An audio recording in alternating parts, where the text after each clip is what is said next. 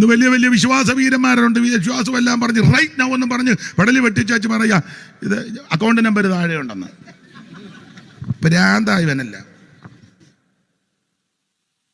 ഇപ്പൊ പിന്നെ അക്കൗണ്ട് നമ്പരും വേണ്ട, ഇല്ല കുന്തം ഉണ്ടല്ലോ ഇത് കാണിച്ചു കൊടുക്കുന്നതന്നെ. ആ ഭയങ്കര വിശ്വാസം മേലെയാ. വലിയ വലിയ കൺവെൻഷൻ ചെന്നാൽ 2-3 പ്രാവശ്യം തോത്ര കാഴ്ച ഇട്ട് മനുഷ്യൻ രൂപാട് വരിക. അതുകൊണ്ട് ആൾക്കാർ ഇപ്പൊ പോകാനും മടിയാ. അതുകൊണ്ട് വിശ്വാസികൾ തോത്ര കാഴ്ച കഴിഞ്ഞാ ചെല്ലുന്നത്. അതുകൊണ്ട് ഉപദേശമാർ അതിലും മിടുക്കന്മാർ ഇതിനിടയ്ക്കാണ് എടുക്കുന്നത്. ചുരുക്കി പറഞ്ഞാൽ നിന്നെ ജീവിക്കാൻ അനുവദിക്കുകയല്ല. ഇന്ന് തന്നെ ഒരാൾ മൊബൈലിൽ കാണിച്ചു, എങ്ങാണ്ട് ഒരു ഭ്രാന്ത് പിടിച്ചു ചെറുക്കൻ ഏതാണോ അവനെ പറഞ്ഞത്, നിങ്ങൾ പേഴ്സ് എടുത്തു എന്നിട്ട് നിങ്ങൾ ഇതിലേലും പൊക്കോളാൻ. ഈ മുടിയാന്തരം പിടിച്ചവനെയല്ല ആരിങ്ങോട്ട് വിട്ടെന്നുള്ളതാണ്. നിങ്ങളൊന്നും കാണുന്നില്ലല്ലോ. എന്നെ കാണിച്ച ഒരാള്, അവൻ്റെ പേര് ഒന്നും അറിയാൻ പറ്റില്ല, പേഴ്സ് എടുത്തു 2000 രൂപ 1000 രൂപ എന്തോ ആണോ അതൊക്കെ പേഴ്സ് അങ്ങ് കൊടുത്തേക്കാൻ. എന്നിട്ട് നീ അല്ലേ ഇതിലേലും പൊക്കോളാൻ. അവനെയൊക്കെ പിടിച്ച് പോലീസിൽ ഏൽപ്പിക്കണം.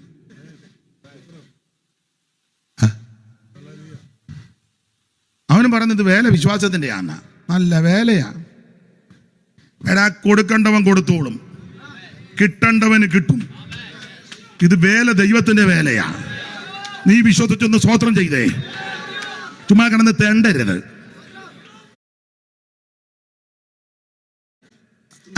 ഇത് ദൈവം തമ്പുരാന്റെ വേല. ദൈവത്തിന് നാണക്കേടാ. നീ കിടന്ന് തായോ ഊന്തം.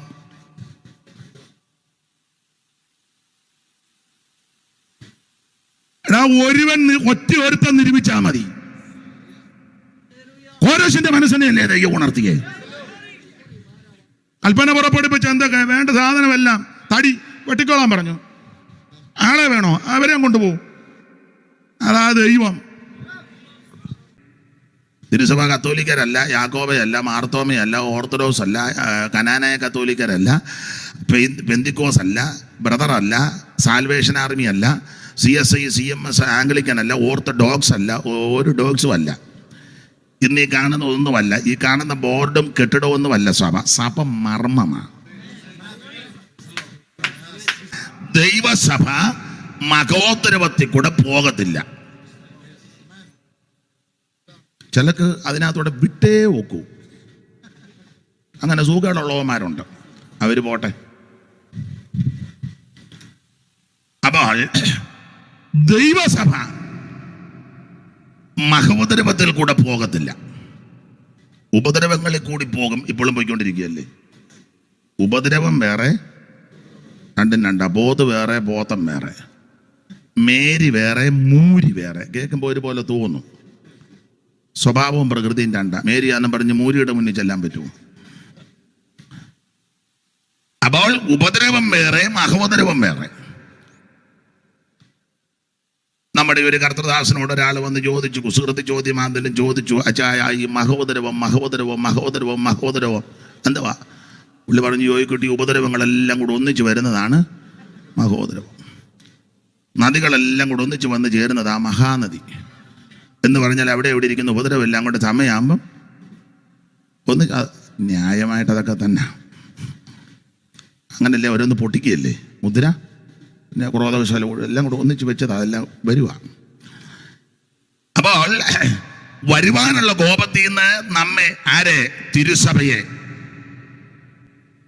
തിരുസഭ കത്തോലിക്കരല്ല, യാക്കോബയല്ല, മാർത്തോമയല്ല, ഓർത്തഡോക്സ് അല്ല, കനാനായ കത്തോലിക്കരല്ല, പെന്തിക്കോസ് അല്ല, ബ്രദറല്ല, സാൽവേഷൻ ആർമി അല്ല, CSI CMS ആംഗ്ലിക്കൻ അല്ല, ഓർത്തഡോക്സ് അല്ല, ഒരു ഡോക്സും അല്ല. ഇന്ന് ഈ കാണുന്ന ഒന്നുമല്ല. ഈ കാണുന്ന ബോർഡും കെട്ടിടവും ഒന്നുമല്ല സഭ. സഭ മർമ്മമാണ്. ഒക്കെ എന്തെങ്കിലും ആ ഭാഗത്ത് വരാം. അങ്ങനെയുള്ള ആ തിരുസഭയെ മഹോദരവത്തിൽ കൂടെ വിടുകയില്ല. അതെല്ലാം പറയാൻ ഒക്കത്തില്ലെന്നറിയാം. അപ്പോൾ 1-ാം അധ്യായത്തിൽ യേശു പ്രത്യക്ഷപ്പെടുമെന്ന് തെളിയിക്കുക. പാട്ടൊക്കെ വരുന്നുണ്ട്, ഞാനങ്ങ് വിഴുങ്ങുക. ഇവര് ഇത് വേണ്ട, വേണ്ട. സ്റ്റാൻലി അവിടെ ഇരുന്നോട്ടെ, പാടി ഊപ്പാട് വന്നിരിക്കുക.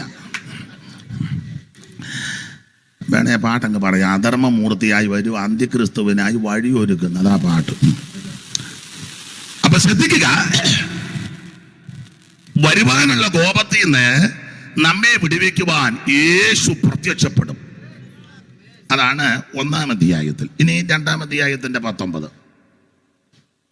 നമ്മുടെ കർത്താവായ യേശുവിന്റെ മുമ്പാകെ അവന്റെ പ്രത്യക്ഷത, അവിടുത്തെ പ്രത്യക്ഷത. അപ്പോൾ 2-ാം അധ്യായത്തിലും തെളിയിച്ചു യേശു പ്രത്യക്ഷപ്പെടും. ഇനി 3-ാം അധ്യായത്തിന്റെ 13. നിങ്ങൾക്ക് തമ്മിലും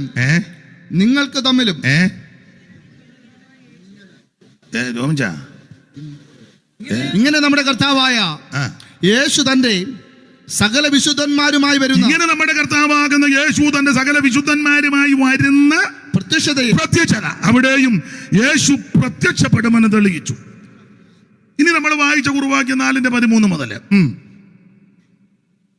സഹോദരന്മാരെ, നിങ്ങൾ പ്രത്യാശയില്ലാത്ത മറ്റുള്ളവരെ പോലെ ദുഃഖിക്കാതിരിക്കേണ്ടതിനെ നിദ്ര കൊള്ളുന്നവരെ കുറിച്ച് അറിവില്ലാതിരിക്കരുതെന്ന് ഞങ്ങൾ ആഗ്രഹിക്കുന്നു. അടുത്തത്, യേശു ക്രിസ്തു മരിക്കുകയും ജീവിച്ചെഴുന്നേൽക്കുകയും ചെയ്തു എന്ന് നാം വിശ്വസിക്കുന്നുവെങ്കിൽ അങ്ങനെ തന്നെ ദൈവം നിദ്ര കൊണ്ടവരെയും യേശു മുഖാന്തരം അവനോടുകൂടെ വരുത്തും. അടുത്തത്, കർത്താവിന്റെ പ്രത്യക്ഷത, അവിടെയും യേശു പ്രത്യക്ഷപ്പെടുമെന്ന് തെളിയിച്ചു. ഇനി 5-ാം അധ്യായത്തിന്റെ 23. സമാധാനത്തിന്റെ ദൈവം തന്നെ നിങ്ങളെ മുഴുവൻ ശുദ്ധീകരിക്കുമാറാകട്ടെ. അടുത്തത്, നിങ്ങളുടെ ആത്മാവും പ്രാണനും ദേഹവും അശേഷം നമ്മുടെ കർത്താവായ യേശു ക്രിസ്തുവിന്റെ പ്രത്യക്ഷത മതി. അപ്പോൾ 2 ലേഖനം, 2 പ്രത്യക്ഷത, 2 വ്യക്തികളുടെ പ്രത്യക്ഷത. അത് 1 യേശു ക്രിസ്തു, 2 എതിർ ക്രിസ്തു. 2-ാം ലേഖനം യേശു ക്രിസ്തുവിന്റെ പ്രത്യക്ഷത, 1-ാം ലേഖനം യേശു ക്രിസ്തുവിന്റെ പ്രത്യക്ഷത. 1-ാം ലേഖനത്തിന് 5 അധ്യായം, 5 അധ്യായത്തിലും യേശു ക്രിസ്തു പ്രത്യക്ഷപ്പെടുമെന്ന് തെളിയിച്ചു. 1-ാം അധ്യായത്തിന്റെ 9, 10, 2-ന്റെ 19, 3-ന്റെ 13, 4-ന്റെ 13 മുതൽ 4 5-ന്റെ 23. ഇവിടെ എല്ലാം അരക്കിട്ടുറപ്പിച്ച് യേശു പ്രത്യക്ഷപ്പെടും. എന്നിട്ട് പൗലോസ് ചില കാര്യങ്ങൾ സൂചിപ്പിക്കുക. ഇനി 1-ാം അധ്യായത്തിന്റെ 9, 10 വാക്യം ഒന്നുകൂടെ വായിച്ചേ. ഞങ്ങൾക്ക് നിങ്ങളുടെ അടുക്കൽ എങ്ങനെയുള്ള പ്രവേശനം സാധിച്ചുവെന്നും. അപ്പൊ ഒരു ചോദ്യമായിട്ട് ചോദിക്കുക, അല്ലയോ തെസ്സലോനിക്കരെ, ഞങ്ങൾ നിങ്ങളുടെ അടുക്കൽ എങ്ങനെയാ വന്നേ? അതിനൊരു മുഖാന്തരമുണ്ട്, സന്ദർഭമുണ്ട്. വേദപുസ്തകം പ്രസംഗിക്കുന്ന, പഠിക്കുന്ന, പഠിപ്പിക്കുന്ന, വായിക്കുന്ന, ധ്യാനിക്കുന്ന, ദൈവവചനം കേട്ടിരിക്കുന്ന നിങ്ങൾക്കെല്ലാം തിട്ടമുണ്ട്. എന്തുവാ? പൗലോസും ശേഷമുള്ളവരും എങ്ങനെ തെസ്സലോനിക്കയിൽ വന്നു? അപ്പൊ ആകെ നമുക്കറിയാം, അപ്പോസ്തല പ്രവൃത്തി പഠിക്കുമ്പോൾ ആസിയിൽ വചനം പ്രസംഗിക്കരുതെന്ന് പരിശുദ്ധാത്മാവ് വിലക്കി. പണ്ടൊക്കെ പരിശുദ്ധാത്മാവ് വിലക്കുകയും നിയോഗിക്കുകയും അയക്കുകയൊക്കെ ചെയ്യുന്നു. ഇപ്പൊ അങ്ങനൊന്നും അല്ല. നമ്മളെല്ലാം കൂടെ കൂടിയിരുന്നെല്ലാം തീരുമാനിച്ചു, പിന്നെ നമ്മളങ്ങ് പറയാ പരിശുദ്ധാത്മാവാ. ഇപ്പൊ ഉദാഹരണം, ഈ സഭാചാരത്തിലൊക്കെ ഉള്ളവരെ ചിലർ അങ്ങോട്ടും ഇങ്ങോട്ടും മാറുന്നു. അവർ തമ്മിൽ ഒരു ധാരണ, യോയിക്കുട്ടി ഞാൻ അങ്ങോട്ട് വരുമ്പം വേക്കുട്ടി ഇങ്ങോട്ട് ആ വണ്ടിയെ തന്നെ കുട്ടിയുടെ സാധനം. എന്നിട്ട് 2 കൂട്ടരും വന്ന് ആദ്യം ഒന്ന് ഒറ്റ നോക്കാൻ പോകും, എത്ര കുടുംബമുണ്ട്, എങ്ങനെയുണ്ട്. പിന്നെ നേതാക്കന്മാരെ കാണും. സെൻട്രൽ പാസ്റ്ററെയോ പ്രസ്ബീറ്ററെയോ കേന്ദ്രത്തിൽ പോയി എല്ലാം മണിയടിച്ച് എല്ലാം എന്തുവാ കറക്കി കുലുക്കി കുത്തി ഒന്നേ ശയന പ്രദക്ഷിണമോ സോപ്പിട്ടോ ഒക്കെ ഇതെല്ലാം തട്ടിക്കൂട്ടി ഒപ്പിച്ചേച്ച് ആൾ കളിച്ചിരുന്നേച്ച് വരെ ദൈവം എന്നെ ഇങ്ങോട്ട് വിട്ടു. ദൈവം ഇത് അറിഞ്ഞ കേസ് പോലും അല്ല. നിങ്ങളെല്ലാം കൂടെ കൂടി കൊന്തറാക്കൊള്ളി ഒപ്പിച്ചേച്ച്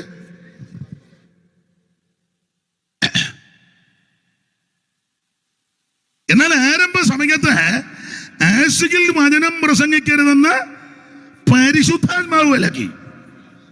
ആര് പ്രസംഗിക്കണം, എവിടെ പ്രസംഗിക്കണം, എന്തോ പ്രസംഗിക്കണമെന്ന് ദൈവാത്മാവ് നിയന്ത്രിക്കണം. ദൈവാത്മാവ് നിയന്ത്രിക്കണമെങ്കിൽ അതിന് മുട്ടാലിരുന്ന് പ്രാർത്ഥിക്കണം. പ്രാർത്ഥിച്ചു കഴിയുമ്പോൾ ദൈവം നിയോഗം തരും. Praise the Lord. ദൈവം ആലോചന തരുമെന്ന്. ഇന്ന് അങ്ങനാണോ? ഇന്ന് പ്രസംഗത്തിന്റെ കൗൺസിൽ എല്ലാം കൂടെ കൂടിയിരുന്ന് തീരുമാനിക്കുക എന്തുവാ നമ്മുടെ തീമേ. ഈ തീം എന്നാ? ഇവരെ ആരെയും സംബന്ധിക്കാത്ത തീമേ ഇറക്കുള്ളൂ. കാരണം വേറെ തീം വന്നാൽ ഇവന്റെ പള്ള കീറും. അതിന് ഇവരുടെ പള്ളയ്ക്ക് അടിക്കാത്ത തീമേ എന്നാ? നിങ്ങൾക്കെല്ലാം ഒരു അരുതാഴിയ പോലെ. ഞാൻ ഒരു സഭയുടെ കാര്യമല്ല പറയുന്നത്, പൊതുവിലാ. IPCയോടോ ചർച്ചക്കോടിന്റെയോ അസംബ്ലീസ് കൊണ്ടോ ഷാരോനോ കല്ലുമലയോ GPM ഇതൊന്നുമല്ല വിഷയം. ഞാൻ പൊതുവിലായി പറയുന്നത്. ഒരു സഭയെയും ഒരു സംഘടനയെയും ഉദ്ദേശിച്ചല്ല, പൊതുവില. അപ്പൊ ഇവര് എല്ലാം കൂടെ തീരുമാനിക്കും നമുക്ക് ഇന്ന തീം. അപ്പൊ ചോദിക്കും അത് പറഞ്ഞാൽ നമുക്ക് കിട്ടും, എന്നാ വേറൊരു തീ മറക്കാം. പണ്ട് കേട്ടിട്ടുണ്ട് പുഞ്ചമണ്ടിൽ മാമൻ ഉപദേശി അദ്ദേഹത്തിന് പ്രസംഗിക്കാൻ കൊടുത്താൽ അന്നേരം അയാൾ അച്ഛന്മാരെയും മെത്രാനെയും എല്ലാം കുറ്റം പറയുമെന്ന്. ഇത് കേട്ട് മെത്രാന്മാരും അച്ഛന്മാരും കുഴഞ്ഞു. പുഞ്ചമണ്ടിൽ മാമന് സമയം കൊടുക്കാതിരിക്കാനും ഒക്കത്തില്ല. അവസാനം ആകെ കുഴഞ്ഞു. എപ്പോൾ പ്രസംഗിക്കാൻ തുടങ്ങിയാലും അച്ഛന്മാരെയും മെത്രാന്മാര് കുറ്റമാണ്. അപ്പോൾ അവരും ഇതുപോലെ തീമുണ്ടാക്കി. ഇയാൾ ബാക്കി എടുത്തുകൊണ്ട് വരുന്നതുകൊണ്ടല്ലേ നമുക്കിട്ട് താങ്ങുന്നത്. അപ്പോൾ ഇനിയും മാമന് നമ്മളൊരു വാക്യം കൊടുക്കാം. അപ്പോൾ അതിലൊരു കൂർമ്മബുദ്ധിക്കാരൻ പറഞ്ഞു, ഏത് വാക്യം കൊടുത്താലും മാമൻ നമുക്കിട്ട് കുത്തുമെന്ന് പറഞ്ഞു. അപ്പം വളരെ അതിവിദഗ്ധന് ബുദ്ധിമാനായ ഒരു മനുഷ്യൻ പറഞ്ഞു, ഞാനൊരു വാക്യം പറയാം. എന്താ? ഉൽപ്പത്തി 1:1 കൊടുക്കാം. ഏതാ? ആദിയിൽ ദൈവം ആകാശവും ഭൂമിയും. അപ്പോൾ ആകാശവും ഭൂമിയൊക്കെ പറഞ്ഞു പൊക്കോളും, നമുക്ക് കേൾക്കുകയില്ല. അവസാനം പറഞ്ഞു ഇതാ വാക്യം. പ്രസംഗിക്കാന്ന് പറഞ്ഞു. കുഞ്ഞമണ്ണി മാമനെ വിളിച്ച് മാമൻ എഴുന്നേറ്റ് വാക്യം വായിക്കാൻ പറഞ്ഞു. അച്ഛന്മാരും മെത്രാന്മാരും ഇരിക്കുക. ഉൽപ്പത്തി 1:1 വായിച്ചു കൊടുത്തു. ആദിയിൽ ദൈവം ആകാശവും ഭൂമിയും സൃഷ്ടിച്ചു. പുള്ളിയോടനെ പറഞ്ഞു, അതെ, ആദിയിൽ ദൈവവും ആകാശവും ഭൂമിയും സൃഷ്ടിച്ച, അല്ലാതെ ഈ മെത്രാന്മാരെ അച്ഛന്മാരെയും ഒന്നും അല്ലെന്ന് പറഞ്ഞു. തൊട്ട് കഴിക്കതാ. അല്ല, ഇതല്ലേ ഇപ്പോഴത്തെ തീമേ? ദൈവം ഇടപെടണം, ദൈവം നടത്തണം, ദൈവാത്മാവിനാൽ നടത്തപ്പെടണം. ദൈവത്തിന് മഹത്വം. ആശയിലും വചനം പ്രസംഗിക്കരുതെന്ന് പരിശുദ്ധാത്മാവാ വിലക്കിയത്. അപ്പോൾ അവരവിടെ നിന്ന് ത്രോവാസി വന്നു. അവിടെ വന്നപ്പോൾ ഒരു മക്കതോന്യക്കാരൻ പുരുഷൻ നിലവിളിക്കുന്ന ദർശനം കണ്ടു. അതിനോടുള്ള ബന്ധത്തിൽ ഇവര് മക്കതോന്യയുടെ ഒരു ഭാഗഭാഗിന് ഫിലിപ്പിയെ വന്നു. അവിടെ വെച്ച് ഈ ലുദിയായും കുടുംബവും ഭാഗം നിങ്ങൾക്കൊക്കെ അറിയാമല്ലോ, രക്ഷിക്കപ്പെട്ടു. തുടർന്ന് വെളിച്ചപ്പാടത്തിക്കാരുടെ ഭൂതം പോയി, യജമാനന്മാരുടെ ലാഭം പോയി, പ്രശ്നകലുഷിതമായ അന്തരീക്ഷമായി, ഉപദ്രവിച്ച് കാരാഗൃഹത്തിലിട്ടു. എന്തിനേറെ കാരാഗൃഹ പ്രമാണി അന്ന് രാത്രി രക്ഷിക്കപ്പെട്ട് സ്നാനപ്പെട്ട് കൃപയിൽ വന്നു.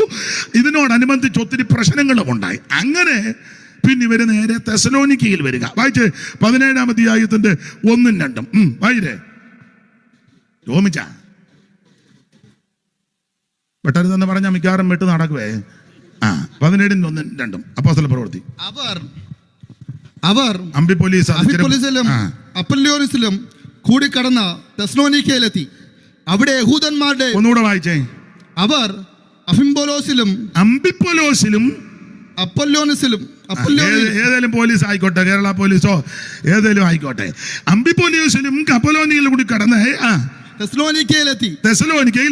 അപ്പൊ ഇങ്ങനെ തെസ്സലോനിക്ക വന്നത്. അടുത്ത വാക്യം. അവിടെ യഹൂദന്മാരുടെ ഒരു പള്ളി ഉണ്ടായിരുന്നു. യഹൂദന്മാരുടെ ഒരു പള്ളി ഉണ്ടായിരുന്നു. പൗലോസ് പതിവ് പോലെ അവരുടെ അടുക്കൽ ചെന്നു. 3 ശബത്തിൽ തിരുവെഴുത്തുകളെ ആധാരമാക്കി അവരോട് വാദിച്ചു. അടുത്തത്, ക്രിസ്തു കഷ്ടമനുഭവിക്കുകയും മരിച്ചവരിൽ നിന്ന് ഉയർത്തെഴുന്നേൽക്കുകയും ചെയ്യേണ്ടതെന്നും ഞാൻ നിങ്ങളോട് അറിയിക്കുന്ന ഈ യേശു തന്നെ ക്രിസ്തുവെന്നും തെളിയിച്ച് വിവരിച്ചുകൊണ്ടിരുന്നു. അടുത്തത്, അവരിൽ ചിലര് ഭക്തിയുള്ള യവനന്മാരിൽ വലിയ കൂട്ടം, പിന്നെ മാന്യ സ്ത്രീകളിൽ അനേകർ വിശ്വസിച്ച് ഇങ്ങനെ തെസ്സലോനിക്ക സഭയുണ്ടായത്. യഹൂദന്മാരുടെ ഒരു പള്ളിയിൽ ചെന്ന് തിരുവെഴുത്തിനെ അടിസ്ഥാനമാക്കി ആധാരമാക്കി ശുശ്രൂഷിച്ചു. കുറച്ച് യഹൂദന്മാരും ഭക്തിയുള്ള യവനന്മാരിൽ ഒരു വലിയ കൂട്ടവും മാന്യ സ്ത്രീകളിൽ അനേകരും രക്ഷിക്കപ്പെട്ടു. അങ്ങനെ തെസ്സലോനിക്കയിൽ ഒരു അനുഗ്രഹിക്കപ്പെട്ട കൂടിവരവുണ്ടായി.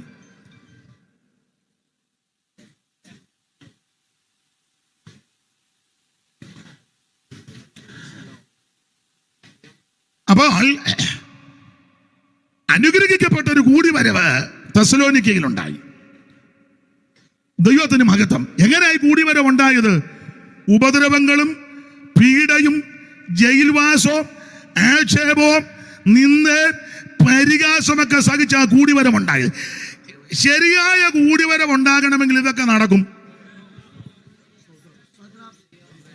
അടി കിട്ടിയെന്ന് വരും, ഉപദ്രവം ഉണ്ടായെന്ന് വരും, ആക്ഷേപിച്ചെന്ന് വരും, നിന്ദിച്ചെന്ന് വരും, സ്തോത്രം ഒറ്റപ്പെടുത്തിയെന്ന് വരും. പക്ഷേ ഇതെല്ലാം സഹിപ്പാനുള്ള കൃപ ദൈവം തരും. അതെല്ലാം സഹിച്ചങ്ങോട്ട് നിന്ന് ആ കൂടിവരവനെ ദൈവം ഉയർത്തും. പക്ഷെ നമുക്കിപ്പം ഇതൊന്നും അനുഭവിക്കാനും കേൾക്കാനും ഒന്നും താല്പര്യം ഇല്ല. എല്ലാം നല്ല അന്തരീക്ഷത്തിൽ വരണമെന്നാണ് നമ്മൾ അപ്പോൾ തെസലോനിക്കയിൽ സഭയുണ്ടായത് ഇങ്ങനെ. അത് വളരെ അനുഗ്രഹിക്കപ്പെട്ട സഭയാണ് തെസലോനിക്ക സഭ. നല്ല സഭയാണ്. ഈ സഭയ്ക്ക് ഒത്തിരി വിശേഷതയുണ്ട്. എല്ലാ ഭാഗത്തേക്കും പോകുന്നില്ല. ഒന്നാമത്തെ ഒരു വിശേഷത, ഇവരുടെ വിശ്വാസം വിശ്വപ്രസിദ്ധമാണ്. ആരുടെ? തെസലോനിക്കരുടെ. 8-ാം വാക്യം ഒന്ന് വായിച്ചേ, 1:8. മക്കെദോന്യയിലും അങ്ങനെ നിങ്ങൾ മക്കെദോന്യയിലും അഖായിലും വിശ്വസിക്കുന്നവർക്ക് എല്ലാവർക്കും 7-ാം വാക്യം വായിച്ചോ. 7. അങ്ങനെ നിങ്ങൾ മക്കെദോന്യയിലും. അപ്പൊ 8-ാം വാക്യം അല്ലേ മുമ്പേ വായിച്ചേ? അല്ല, അത് 7 തൊട്ടാണ്. ബഹു കഷ്ടം സഹിക്കേണ്ടി വന്നിട്ടും. 8-ാം വാക്യം വായിരേ. അങ്ങനെ നിങ്ങൾ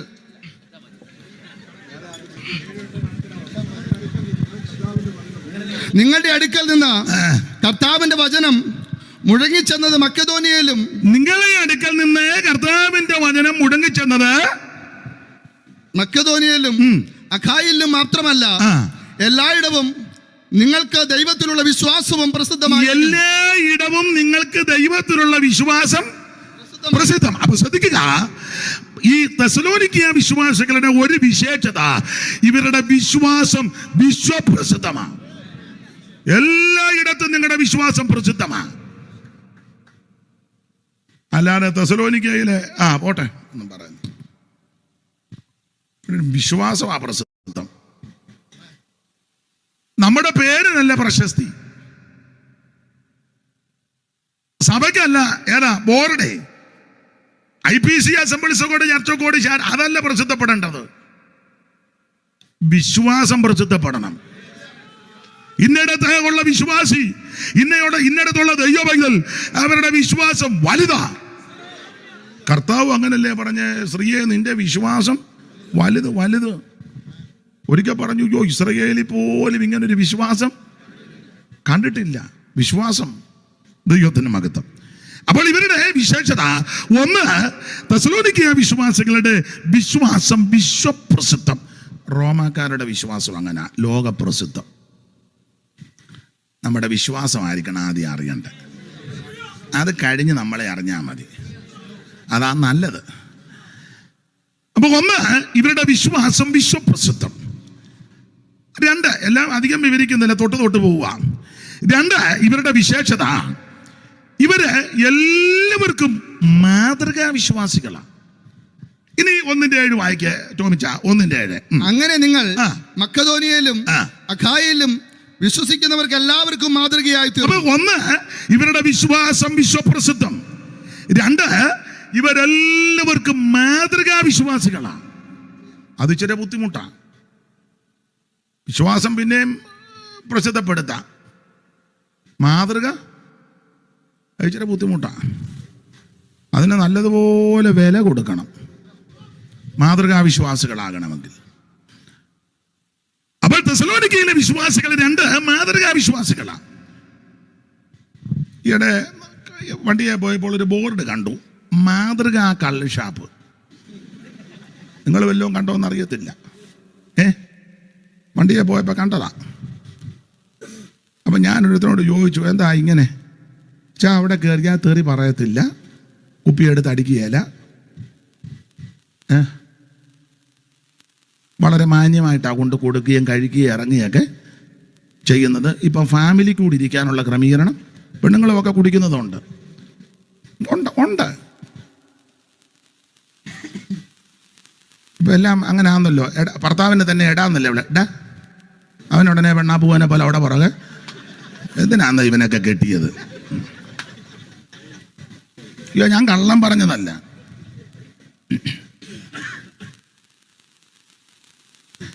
എടീന്നും വിളിക്കണ്ട, എടാന്നും വിളിക്കണ്ട. ബലഹീന മാത്രം ബഹുമാനം കൊടുക്കണമെന്ന ആട്ടെ. അപ്പൊ ഇവര് എല്ലാവർക്കും മാതൃകാ വിശ്വാസികളാണ്, തെസലോനിക്ക വിശ്വാസികൾ.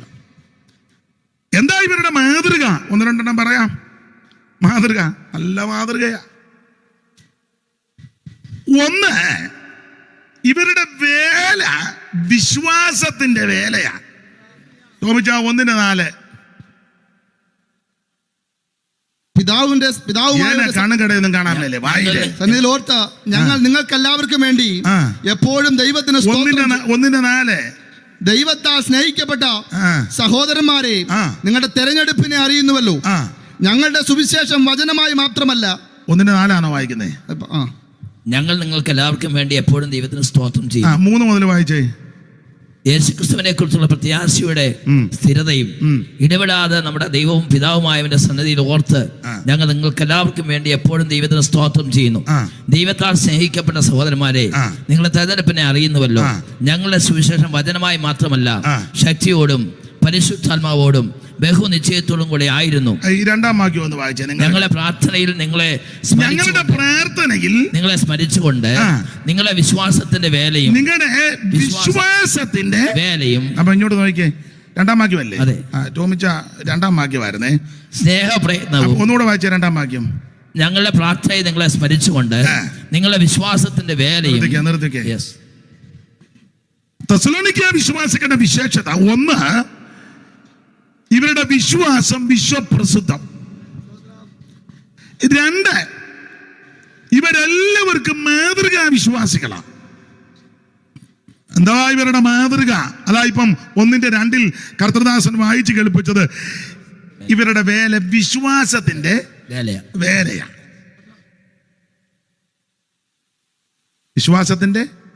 വിശ്വാസത്തിന്റെ വേലയായിരിക്കണം. വേല ദൈവത്തിൻ്റെതല്ലേ, അത് വിശ്വാസത്തിന്റെ വേലയായിരിക്കണം. ആട്ടെ, ഞാൻ ഒത്തിരി നിന്ന് പറഞ്ഞാൽ കൊള്ളാമെന്നുകൊണ്ട് വേണ്ട, ഒരാലോക്യം ഉണ്ടാക്കാൻ തുനിയുന്നില്ല. നമ്മുടെ വേല എങ്ങനത്തെ വേലയാന്നൊക്കെ താൻ ചിന്തിക്കുന്നത് നല്ലതാ. സാറ് പാടിയൊരു പാട്ടുണ്ട്, പാടുന്നില്ല, അതും പറയുക. വേല എന്ന് ചൊല്ലി.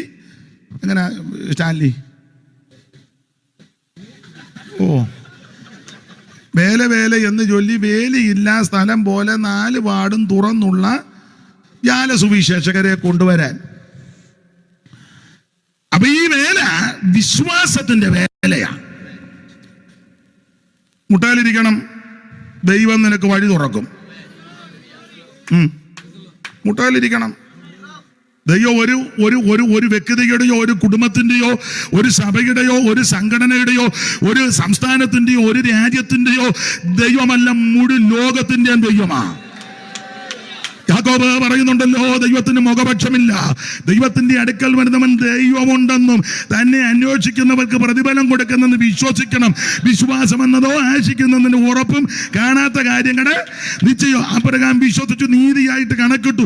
ഇന്ന് രാത്രി അവൻ ആഴമായി ദൈവത്തിൽ വിശ്വസിക്കണം. ഇന്ന് വലിയ വലിയ വിശ്വാസ വീരന്മാരുണ്ട്. വിശ്വാസം എല്ലാം പറഞ്ഞ് റൈറ്റ് നൗ എന്ന് പറഞ്ഞ് പടലി വെട്ടിച്ചാച്ച് പറയാ ഇത് അക്കൗണ്ട് നമ്പർ താഴെ ഉണ്ടെന്ന്. ഭ്രാന്തായവനല്ല. ഇപ്പൊ പിന്നെ അക്കൗണ്ട് നമ്പരും വേണ്ടല്ലോ, കുന്തം ഉണ്ടല്ലോ, ഇത് കാണിച്ചു കൊടുക്കുന്നതന്നെ. ഭയങ്കര വിശ്വാസം വേലയാ. വലിയ വലിയ കൺവെൻഷൻ ചെന്നാൽ 2-3 പ്രാവശ്യം തോത്ര കാഴ്ച 8 മനുഷ്യൻ രൂപാട് വരിക. അതുകൊണ്ട് ആൾക്കാർ ഇപ്പൊ പോകാനും മടിയാ. അതുകൊണ്ട് വിശ്വാസികൾ തോത്ര കാഴ്ച കഴിഞ്ഞാ ചെല്ലുന്നത്. അതുകൊണ്ട് ഉപദേശമാർ അതിലും മിടുക്കന്മാർ ഇതിനിടയ്ക്കാണ് എടുക്കുന്നത്.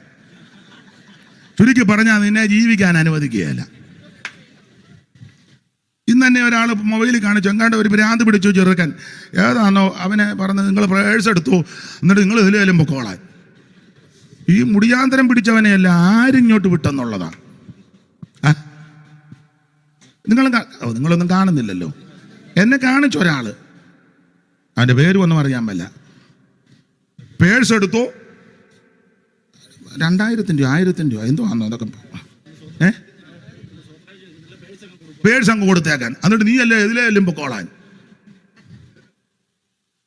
അവനെയൊക്കെ പിടിച്ച് പോലീസിൽ ഏൽപ്പിക്കണം.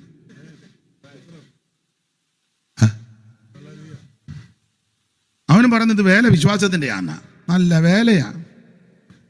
എടാ, കൊടുക്കേണ്ടവൻ കൊടുത്തോളും, കിട്ടേണ്ടവന് കിട്ടും. ഇത് വേല ദൈവത്തിന്റെ വേലയാ. നീ വിശ്വസിച്ചൊന്ന് സ്തോത്രം ചെയ്തേ. ചുമ്മാ കിടന്ന് തെണ്ടരുത്.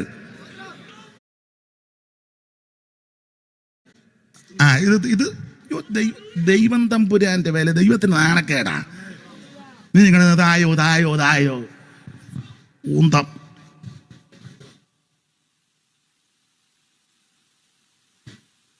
എടാ, ഒരുത്തൻ നിരൂപിച്ചാ മതി. കോരേശിന്റെ മനസ്സിനെയല്ലേ ദൈവം ഉണർത്തിയേ? കൽപ്പന പുറപ്പെടുപ്പിച്ച് എന്തൊക്കെ വേണ്ട സാധനമെല്ലാം തടി വെട്ടിക്കോളാൻ പറഞ്ഞു. ആളെ വേണോ? അവരെയും കൊണ്ടുപോകും. അതാ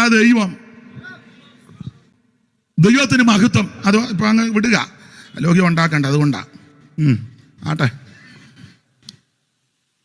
അപ്പൊ ഇവരുടെ മാതൃക ഒന്ന് ഇത് വിശ്വാസത്തിന്റെ വേലയാ.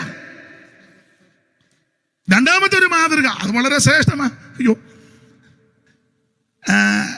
1-ാം അധ്യായത്തിന്റെ 6-ാം വാക്യം വായിച്ചേ. ബഹു കഷ്ടം സഹിക്കേണ്ടി വന്നിട്ടും നിങ്ങൾ പരിശുദ്ധാത്മാവിന്റെ സന്തോഷത്തോടെയും വചനം കൈക്കൊണ്ടും. അതാ രണ്ടാമത്തെ മാതൃക. ബഹുകഷ്ടം സഹിക്കേണ്ടി വന്നിട്ടും പരിശുദ്ധാത്മാവിന്റെ സന്തോഷത്തോടെ ദൈവത്തിന്റെ വചനം കൈക്കൊണ്ടു. എന്നെ കേൾക്കുന്ന പ്രിയരെ, ഇവിടെ ഇരിക്കുന്ന എല്ലാവരും ഒന്നല്ലെങ്കിൽ മറ്റൊരു വിഷയത്തിൽ ഭാരവും പ്രയാസവും ഉള്ളവരാ.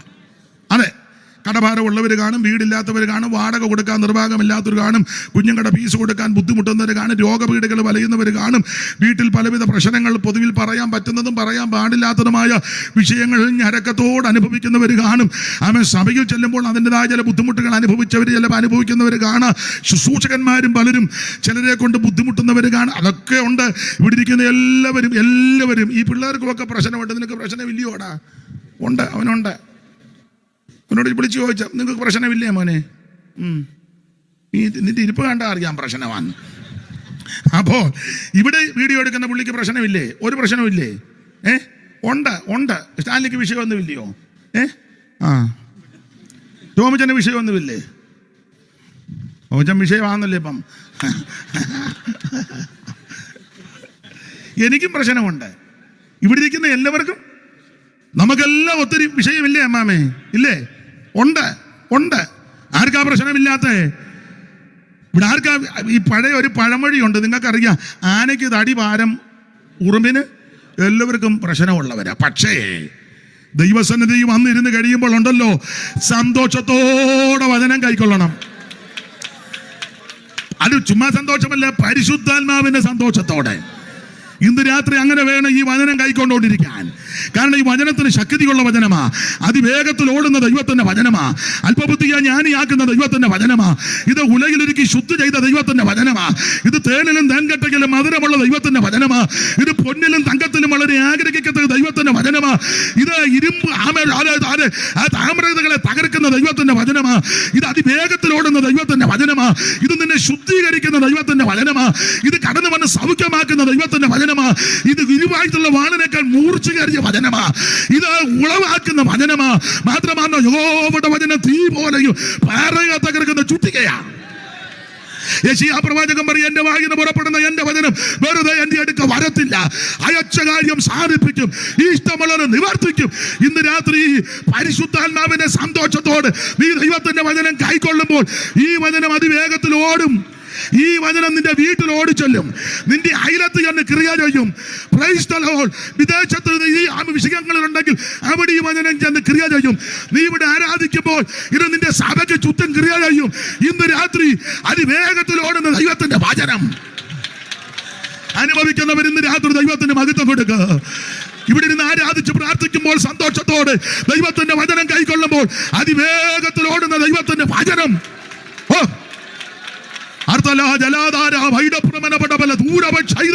ഇന്ന് രാത്രി വിടുതലിന്റെ വ്യാപാര ശക്തി സമീപ ഭവനങ്ങളിൽ ഈ വചനം ക്രിയ ചെയ്യട്ടെ. സമീപ സ്ഥലങ്ങളിൽ ദൈവത്തിന്റെ വചനം ക്രിയ ചെയ്യട്ടെ.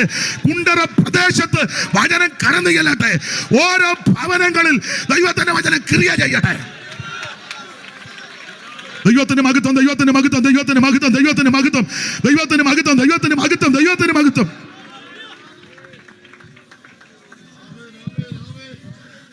സന്തോഷത്തോടെ വചനം കൈക്കൊള്ളണം കേട്ടോ. വചനത്തിന് ശക്തിയാ. തേനിലും തേൻകട്ടയിലും മധുരമുള്ള വചനമാ. അപ്പൊ ഈ തെസലോനിക്ക വിശ്വാസികളുടെ മാതൃക ഒന്ന് വേല വിശ്വാസത്തിന്റെ, രണ്ട് ഇവര് ബഹു കഷ്ടം സഹിക്കേണ്ടി വന്നിട്ടും പരിശുദ്ധാത്മാവിന്റെ സന്തോഷത്തോടെ വചനം കൈക്കൊണ്ടു. അപ്പോൾ നല്ല മാതൃകയാ, ഒത്തിരി ഉണ്ട് മാതൃക. വേറൊരു മാതൃക, ഇവര് വേർപാട് പാലിച്ചവരാ. 9-10 വാക്യം ഒന്നുകൂടെ വായിച്ചേ. ഞങ്ങൾക്ക് നിങ്ങളുടെ അടുക്കൽ എങ്ങനെയുള്ള പ്രവേശനം സാധിച്ചു എന്നും ജീവനുള്ള സത്യ ദൈവത്തെ സേവിപ്പാനും അവൻ മരിച്ചവരുടെ ഇടയിൽ നിന്ന് ഉയർപ്പിച്ച തൻ്റെ പുത്രനും വരുവാനുള്ള കോപത്തിൽ നിന്ന് നമ്മെ വിടുവിക്കുന്നവനുമായ യേശു സ്വർഗത്തിൽ നിന്ന് വരുന്നത് കാത്തിരിപ്പാനും, അടുത്തത് നിങ്ങൾ വിഗ്രഹങ്ങളെ വിട്ട് ദൈവത്തിലേക്ക് എങ്ങനെ തിരിഞ്ഞുവെന്നും. അപ്പോൾ അവിടെ ഒരു പദം, എല്ലാ പദങ്ങളും എടുക്കുന്നില്ല, അവിടെ ഒരു പ്രത്യേക പദം കൊടുത്തിട്ടുണ്ട്, നിങ്ങൾ വിട്ടു. എന്തിനാന്ന് അവിടെ എഴുതിയിട്ടുണ്ട്. ഞാൻ ആ പദം മാത്രം ഇങ്ങോട്ട് എടുക്കുന്നുള്ളൂ. നിങ്ങൾ വിട്ടു എന്ന് പറഞ്ഞാൽ നിങ്ങൾ നേരത്തെ സേവിച്ചതും ആചരിച്ചതും അനുഷ്ഠിച്ചതും പിന്തുടർന്നതും മാമൂലും പാരമ്പര്യവും അനാചാരവും ദുരാചാരവും അതെല്ലാം വിട്ടു. നമ്മളും എല്ലാം വിട്ടെന്നും പറഞ്ഞാൽ ഈ വന്ന് കുത്തിയിരിക്കുന്നത്. വിട്ടെങ്കിൽ നല്ലത്, വിട്ടില്ലെന്നായി എൻ്റെ വാദം. ഇപ്പം നിങ്ങൾ പറയും, ചുമ്മാ കള്ളം പറയരുത് ഭാഷ, എല്ലാം വിട്ടാച്ചാ ഞങ്ങൾ വന്ന് ഇല്ലെന്നാ ഞാൻ പറയുന്നത്. ഒന്നും വിട്ടില്ല എന്ന് ഞാൻ പറയത്തുമില്ല. ചില കാര്യങ്ങളൊക്കെ വിട്ടു, എന്നാൽ ഇനി ധാരാളം കാര്യം വിടാനുണ്ട്. അപ്പം ഞാൻ ശാന്തമായിട്ട് ഇങ്ങനെ ഇരുന്ന് വചനവും ധ്യാനിച്ച് ന്യായമായ ചില കാര്യങ്ങളിങ്ങനെ നോക്കി നോട്ട് ചെയ്തു. അപ്പം ഇനി നമ്മൾ ഏതാണ്ട് ഒരു 158 കൂട്ടം കാര്യവും കൂടെ വിടാനുണ്ട്. പെട്ടെന്ന് പറഞ്ഞാൽ നമ്മൾ വന്ന് ഇരിക്കുന്നത് ഞാൻ നോട്ട് ചെയ്ത് വെച്ചിട്ടുണ്ട്. 158. ഇനി ഒന്നുകൂടെ പരിശോധിച്ചാൽ കൂടാനേ ഒട്ടും കുറയാൻ. വിട്ടെങ്കിൽ നിങ്ങൾ ലേലിയ എന്ന് പറഞ്ഞോണം, ഞാൻ അങ്ങോട്ട് പറയാൻ പോവാ. വിട്ടില്ലെങ്കിൽ ഇപ്പൊ ഇരിക്കും പോലെ ഇരുന്നോണം. വിട്ടെങ്കിൽ ലേലിയ, പുറകിൽ ഒരാൾ ലേലിയ പറയുന്നത് പോലെ വിട്ടെങ്കിലേ പറയാവുള്ളൂ. ചുമ്മാ കിടന്ന് കൈ പൊക്കരുത്, വിട്ടെങ്കിലേ പറയാവുള്ളൂ. ശബ്ദം ഉണ്ടെന്നും പറഞ്ഞ് ചുമ്മാ കൈയും ശബ്ദം ഉണ്ടെന്നും പറഞ്ഞ് പൊക്കരുത്, വിട്ടെങ്കിലേ പറയാവൂ. വിട്ടെങ്കിൽ ചടികടാന്ന് പറഞ്ഞോണം. ഞാൻ ഓരോന്ന് പറയാൻ പോവാ.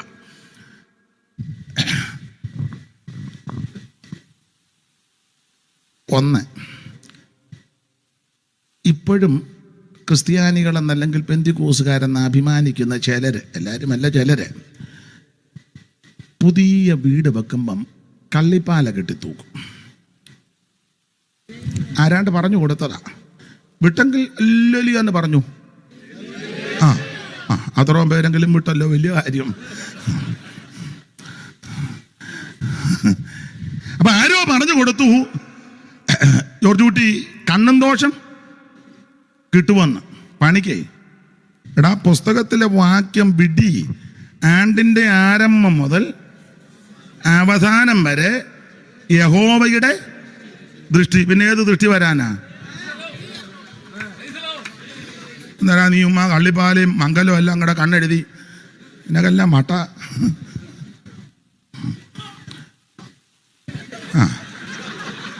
ഏക്കട്ടെ. രണ്ട് സ്റ്റാൻലി എണ്ണിക്കോണം കേട്ടോ, മരിക്കല്ലയോ, എണ്ണിക്കോണം, നോട്ട് ചെയ്തോണം. പാടിക്കുഴഞ്ഞിരിക്കുകയായിരിക്കും അല്ലയോ. 2, ഇപ്പോഴും ചില പെന്തിക്കോസുകാര് അല്ല ക്രിസ്ത്യാനികള് കല്യാണം കഴിച്ച് മോൾ ഇങ്ങോട്ടും പറയും, ഒന്നേ പറയൂല്ല ചെയ്യും, വലത്തുകാല് വെച്ച്.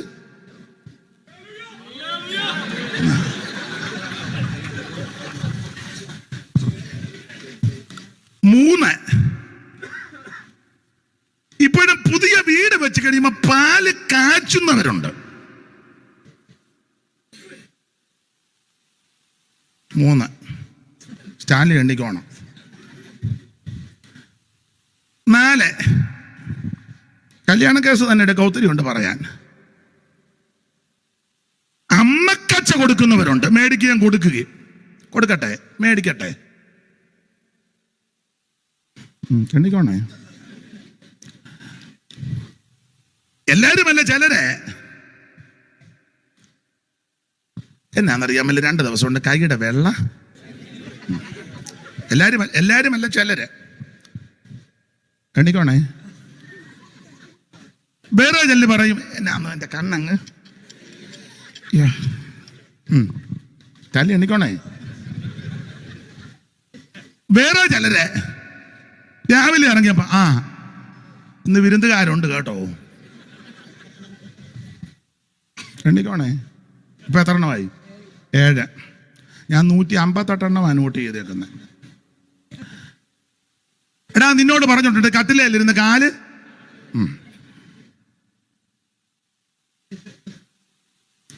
അമ്മായിയമ്മ മരുമകളെ അടുക്കള പെരുമാറുമ്പോൾ അമ്മായിയമ്മ മരുമകളോട് സൂസമ്മയെ പറഞ്ഞിട്ടുണ്ട് പലപ്പോഴും കടുക് നിലത്ത്. എന്നാ കാരണം? വഴക്ക്. സഭയിലെല്ലാം വഴക്കുണ്ടാക്കുന്ന കടുക് തൂതിയാണോ? യാക്കോബായി ഓർത്തഡോക്സും കൂടെ വഴക്ക്. വഴി കിടന്ന ഡെഡ് ബോഡി വരെ വെച്ച കടുക് തൂതിയ. IPCയിലെ അഭിപ്രായ വ്യത്യാസം വഴക്കുണ്ട്. കടുകെല്ലാം കൂടെ തൂവിയ ഉമ്പനാട്ട് കൊണ്ട്. എന്താ പറഞ്ഞ ചായ? അസംബ്ലി സഭയിലും ഉണ്ട് അഭിപ്രായ വ്യത്യാസം. കടുക് തൂതിയാന്നോ? അല്ല. ഷാരോനിലും ഉണ്ട്. എവിടെ ഇല്ലാത്ത? ഇതെല്ലാം കടുക് തൂവിയ. കടുകല്ല വിഷയം, നീയാ വിഷയം. ഷായ്ചാനല്ലേ? അല്ല. എന്നെ സൂക്ഷിച്ചിങ്ങനെ നോക്കുന്നു. അപ്പൊ ശ്രദ്ധിക്കുക, ഒത്തിരി വിടാനുണ്ടെന്ന്. എല്ലാവരും അല്ലെങ്കിൽ ചിലര് വിവാഹമൊക്കെ കഴിഞ്ഞ് ഉണ്ടല്ലോ കാണാൻ പോകുന്നേ, അടുക്കള കാണാൻ. ഒരണ്ടാവും, ഒരു അലമാരയും 3-4 പെണ്ണുങ്ങളും 5 കിലോ അലുവായും. ഇപ്പൊ ചടങ്ങാന്ന് ഇതെല്ലാം വിട്ടില്ലെന്ന്. 4-5 എണ്ണത്തിന് പറഞ്ഞില്ലായിരുന്നു, അത് ഞാൻ ശ്രദ്ധിച്ച്.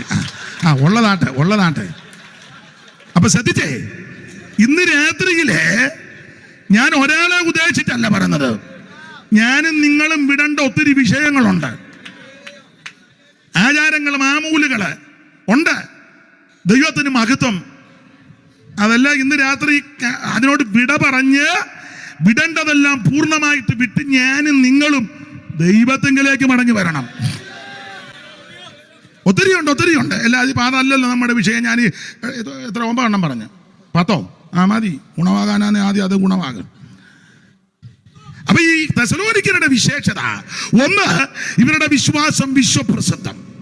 2, ഇവരെല്ലാവർക്കും മാതൃകാ വിശ്വാസികളാണ്. എൻ്റെ പ്രിയരെ, പേരും പ്രശസ്തിയും സ്ഥാനവും മാനവും അങ്ങാടിയിൽ വന്ദനവും പള്ളിയിൽ മുഖ്യാസനവും ഒന്നും കിട്ടിയില്ലെങ്കിൽ നിന്റെ ഭവനത്തിലും അയലത്തും സമീപവാസികളുടെ നടുവിലും ദേശവാസികളുടെ നടുവിലും ഒരു മാതൃകാ വിശ്വാസിയായിട്ട് നിന്നേ. ചിലപ്പോൾ നോട്ടീസിലൊന്നും പേര് വരികയില്ലായിരിക്കും, യൂട്യൂബിലൊന്നും ചിലപ്പോൾ കണ്ടെന്ന് വരികയില്ല. പക്ഷേ സ്വർഗം നിന്നെ മാനിക്കും. മാതൃകയോടെ നിൽക്കുന്ന ദൈവമക്കൾ എല്ലാത്തിലും മാതൃകയാണ്. അപ്പൊ ഇവരുടെ വിശേഷതയാ ഇതെല്ലാം. മാത്രമാണോ ഈ സ്ഥലത്ത് എന്നാണ് പൗലോസ് സുവിശേഷം അറിയിച്ചത്. സുവിശേഷം പൗലോസ് എങ്ങനെയാ സുവിശേഷം അറിയിച്ചത്? അതെല്ലാം അവിടെ എഴുതിയിട്ടുണ്ട്. 5-ാം വാക്യം. ഞങ്ങളുടെ സുവിശേഷം വചനമായി മാത്രമല്ല, ശക്തിയോടും പരിശുദ്ധാത്മാവോടും ബഹുനിശ്ചയത്തോടും കൂടെ ആയിരുന്നു. അപ്പോൾ ഈ തെസലോനിക്ക സ്ഥലത്ത് ചെന്ന്, പട്ടണത്തിൽ ചെന്ന് പൗലോസ് സുവിശേഷം അറിയിച്ചു. ഇടയ്ക്ക് ഞാൻ എല്ലായിടത്തും പറയുന്ന കാര്യം ഒന്നുകൂടെ ആവർത്തിക്കാം. എടുത്ത വിഷയത്തിൽ ചിലപ്പം വരാൻ ഒക്കുന്നില്ലെങ്കിലും അത് ഒത്തില്ലേലും വേണ്ട. ഇന്ന് രാത്രിയിലും ഈ ഭാഗവും കൂടെ എല്ലായിടത്തും ഞാൻ എപ്പോഴും പറയുന്ന കാര്യമാണ് സുവിശേഷം. ഇത് സുവിശേഷ യോഗമാണല്ലോ. സുവിശേഷം ചില കാര്യം ഓർപ്പിക്കാം, കമ്പിവാചകം പോലെ.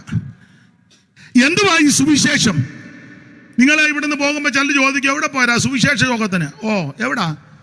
ആ പാസ്റ്ററുടെ വീടിന് താഴെ മാത്യു കോശിയല്ലയോ? ആരാ അവിടെ പ്രസംഗിച്ചേ? ഇനി ആളാ പ്രസംഗിച്ചത്. എന്തുവാ പറഞ്ഞേ? സുവിശേഷമാണ്. എന്തുവാ സുവിശേഷം? സുവിശേഷം എന്നാ നല്ല അന്തരീക്ഷമായിരുന്നു, മൈക്കുമൊക്കെ നല്ലതായിരുന്നു, നല്ല പാട്ടുകാർ സ്റ്റാലിയ തിരുവനന്തപുരത്ത് നിന്ന് ഇറക്കിയതാ, കാർത്തികേയനെ തകഴിന്നും കൊണ്ടുവന്നു. നല്ല ആളുമായിരുന്നു. ഞങ്ങൾ കസേര കിട്ടാതെ വെളിയിൽ നിൽക്കുകയായിരുന്നു. അതാണോ സുവിശേഷം? അപ്പൊ ശ്രദ്ധിക്കുക, അത് നമ്മൾ മറുപടി പറയണം. നമ്മളോട് ചില കാര്യങ്ങൾ ചോദിക്കുമ്പോൾ ഞാനും നിങ്ങളും ന്യായമായതിന് മറുപടി പറയാൻ ബാധ്യസ്ഥരാ. അതെ, അതെങ്ങനെ മറുപടി പറയണം? വായിച്ച് പത്രോസിന്റെ 1-ാം ലേഖനം 3:15. അതിനും വാക്യമുണ്ട്, വായിര്. പത്രോസിന്റെ 1-ാം ലേഖനം 3-ാം അധ്യായം 15-ാം വാക്യം, പെട്ടെന്ന് വായിര്. നിങ്ങളിലുള്ള പ്രത്യാശയെ കുറിച്ച് ന്യായം ചോദിക്കുന്ന ഏവനോടും സൗമ്യതയും ഭയഭക്തിയും കൊണ്ട് പ്രതിപാദം പറവാൻ എപ്പോഴും ഒരുങ്ങിയിരിക്കണം. ന്യായമായ കാര്യം ചോദിക്കുന്നവരോട് മറുപടി പറയണം. എങ്ങനെയാ മറുപടി പറയണ്ടേ? ഭക്തിയോടും സൗമ്യതയോടും ഭയഭക്തിയോടും മറുപടി പറയണം. അപ്പൊ ഇതിന് മറുപടി കൊടുക്കണം. അപ്പൊ അവർ ചോദിക്കുക എന്തുവാ സുവിശേഷം? അപ്പൊ അതിന് മറുപടി ന്യായമായിട്ട് പറയണം. അതുകൊണ്ട് ഇന്ന് രാത്രി ചില കാര്യം ഒന്ന് പറയാം, ന്യായമായിട്ട്. എങ്ങനെ? വചനത്തിൽ നിന്ന്. ബാക്കിയെല്ലാം വായിച്ചോണം, ചടികടാന്ന് വായിച്ചോണം. എല്ലാം ഇന്ന് വചനത്തിൽ നിന്നാ. ഈ വായിപ്പിക്കുന്ന എന്തിനാന്ന് ചോദിച്ചാൽ ചിലർ പറയുന്നത് എന്നെ പറ്റി പല കാര്യം പറയുന്നതിൽ ഒരു കാര്യം ഇതാ, അയാൾ വായി വരുന്നതെല്ലാം പറഞ്ഞു വെച്ച് പോകുമെന്ന്. അപ്പൊ ഈ വായി വരുന്ന എന്താ ഈ വായിപ്പിക്കുന്നത്? ടോമിച്ച വായിച്ച് സഹായിക്കണേ. ദൈവത്തിന്റെ മഹത്വം. അപ്പോൾ അതുകൊണ്ട് ചോദിക്കുക, എന്താ ഈ സുവിശേഷം? എന്തുവാ സുവിശേഷം? സുവിശേഷം മതം മാറ്റമല്ല, സഭ മാറ്റുന്നതല്ല, സംഘടന മാറ്റുന്നതല്ല, തത്വജ്ഞാനം വിളമ്പുന്നതല്ല, തത്വസംഹിതകൾ നിരത്തുന്നതുമല്ല, പ്രത്യേക ശാസ്ത്രങ്ങളെ വാരി വിതറുന്നതുമല്ല, അവരന്റെ തല കൊയ്യാൻ പ്രേരണ കൊടുക്കുന്ന മാർഗമല്ല. ഈ രാജ്യത്ത് ഞങ്ങൾ മാത്രം താമസിച്ചാൽ മതി, വേറെ ആരും വേണ്ടെന്ന് പറഞ്ഞ് മറ്റുള്ളവരെ അവൻ തകർക്കാൻ നോക്കുന്ന പദ്ധതിയല്ല, മറ്റുള്ളവന്റെ സ്വൈര്യം കെടുത്തുന്ന മാർഗമല്ല, അവരെ കൊല്ലണമെന്ന് പ്രേരണ കൊടുക്കുന്ന മാർഗമല്ല സുവിശേഷം. പിന്നെന്താ സുവിശേഷം? സഭ മാറുന്നതുമല്ല. സുവിശേഷം ഒരു വ്യക്തിയാണ്, അത് മറ്റാരുമല്ല, നസറേയനാകുന്ന യേശു ക്രിസ്തു. വായിക്കുക, തിമോഥെയോസിന്റെ 2-ാം ലേഖനം 2-ാം അധ്യായം 8-ാം വാക്യം വായിക്കാം. ദാവീദിന്റെ സന്തതിയായി ജനിച്ച് മരിച്ചിട്ട് ഉയർത്തെന്നിട്ടിരിക്കുന്ന യേശു ക്രിസ്തുവിനെ ഓർത്തുകൊള്ളുക, അതാകുന്നു എന്റെ സുവിശേഷം. അതാ സുവിശേഷം. ശ്രദ്ധിക്കുക, ഇതെല്ലാം ദൈവദാസന്മാർക്കും ദൈവമക്കൾക്കും ഒക്കെ മനഃപ്പാഠമാ. അറിയാത്ത ആരെയും വെളിയിലോ ഓൺലൈനിലോ ഉണ്ടെങ്കിൽ അവരുടെ അറിവിന് അല്ല, അവരെ ഉദ്ദേശിച്ചാന്നല്ലോ ഈ കാര്യം വെച്ചിരിക്കുന്നതും. നിങ്ങളെല്ലാം കൂടെ തുള്ളിക്കാനാണ് ഹോളിലോട്ട് പോന്നാ പോരെ. അപ്പൊ എന്താ ഇത്? നിങ്ങളെല്ലാം വിളിച്ചു കൂട്ടി നമ്മളെല്ലാം ഒന്നിച്ചു കൂടിയിരിക്കുന്നത് ഈ സുവിശേഷവും കൂടെ അറിയിക്കാനാ. അപ്പൊ എന്തുവാ സുവിശേഷം?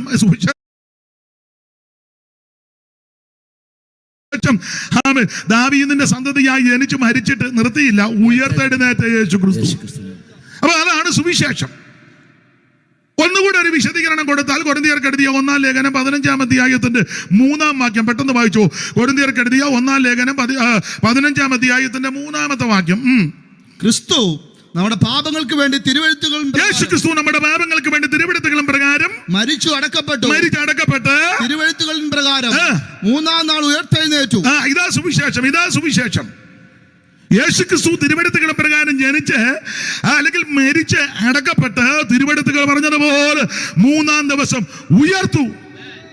അതാ സുവിശേഷം. എന്താ സുവിശേഷം? ഒന്നുകൂടെ തെളിയിക്കാം, വിശദീകരിക്കുക ചെറിയ തോതില്.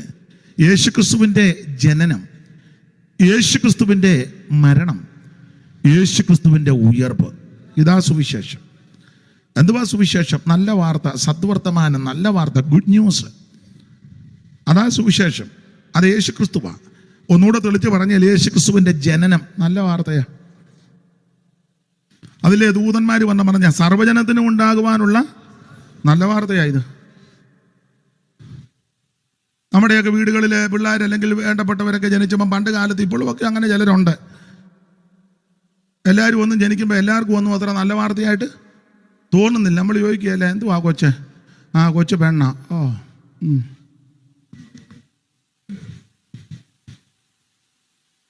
കുഞ്ഞെന്തുവാ?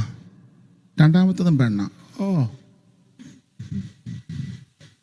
പണ്ട് ഞങ്ങളുടെ നാട്ടിലെ ഒരമ്മ പണ്ട് കാലത്ത് പ്രസവിച്ചു, 14 പ്രസവിച്ചു എന്നൊക്കെ. അങ്ങനെ മക്കൾ ധാരാളമുണ്ട്, 14 വലിയ സ്വത്തുകാരാ. 14 പ്രസവിച്ചതിൽ 11 പെണ്ണ, ഇടയ്ക്കാ പിള്ളേർ. അപ്പൊ 14ാമത് പ്രസവിച്ചതും പെണ്ണ. അപ്പൊ അവിടുത്തെ വല്യപ്പൻ ഭയങ്കര കുടി അങ്ങ് മൂത്ത് കഴിഞ്ഞപ്പം കെട്ടിച്ചു വിട്ട പെമ്മക്കളും എല്ലാവരും കൂടെ വന്ന്, അപ്പച്ചൻ ഇങ്ങനെ കുടിച്ചാൽ ഈ അച്ചുക്കുട്ടി പ്രസവിച്ച പിള്ളേരെയെല്ലാം കെട്ടിച്ചു വിടേണ്ടതാ. കുടിച്ച് മുതലെല്ലാം ഇഷ്ടംപോലെ സ്വത്തുള്ളവരെ, എന്നാൽ ഈ അപ്പനങ്ങ് കുടിയാ. അവസാനം പിള്ളേരെല്ലാം കൂടെ അപ്പൻ അറിയാതെ വന്നു കൂടി അച്ചായനോട് ഈ കാര്യം പറഞ്ഞ് മനസ്സിലാക്കണം, ഇങ്ങനെ കുടിച്ചാൽ കുടുംബം നശിക്കുകയല്ലേ. അപ്പോൾ പുള്ളിയെ വിളിച്ചു, പിള്ളേരെല്ലാം കൂടെ വന്ന് അപ്പച്ചനെയും വിളിച്ചു. ഉച്ചയൂണ് കഴിഞ്ഞ് എല്ലാവരും മട്ട വിരിക്കുക, വലിയ വീടാ.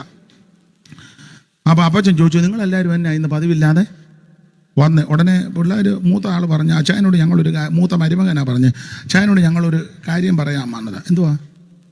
അച്ചായൻ ഇനിയും കുടിക്കരുത്. ഇത് പറയാനാ, ഇതുവരെ ഞാൻ കുടിയില്ലായിരുന്നില്ല, ഇപ്പം അടുത്ത കാലത്താണല്ലോ കുടി തുടങ്ങിയത്. കുടിക്കരുത്, കുടിച്ചു കഴിഞ്ഞാൽ ഇത് മുഴുവൻ നശിച്ചു പോവുകയല്ലേ. ഉടനെ അപ്പച്ചൻ്റെ ഡയലോഗാ, ഞാൻ ഇന്ന് മുതൽ കുടി നിർത്താം. ഓ സന്തോഷം, ഒരു കണ്ടീഷനുണ്ട്. എന്തുവാ? അച്ചുക്കുട്ടി ഇനി പ്രസവിക്കത്തില്ലെന്ന് ഉറപ്പ് തരണം.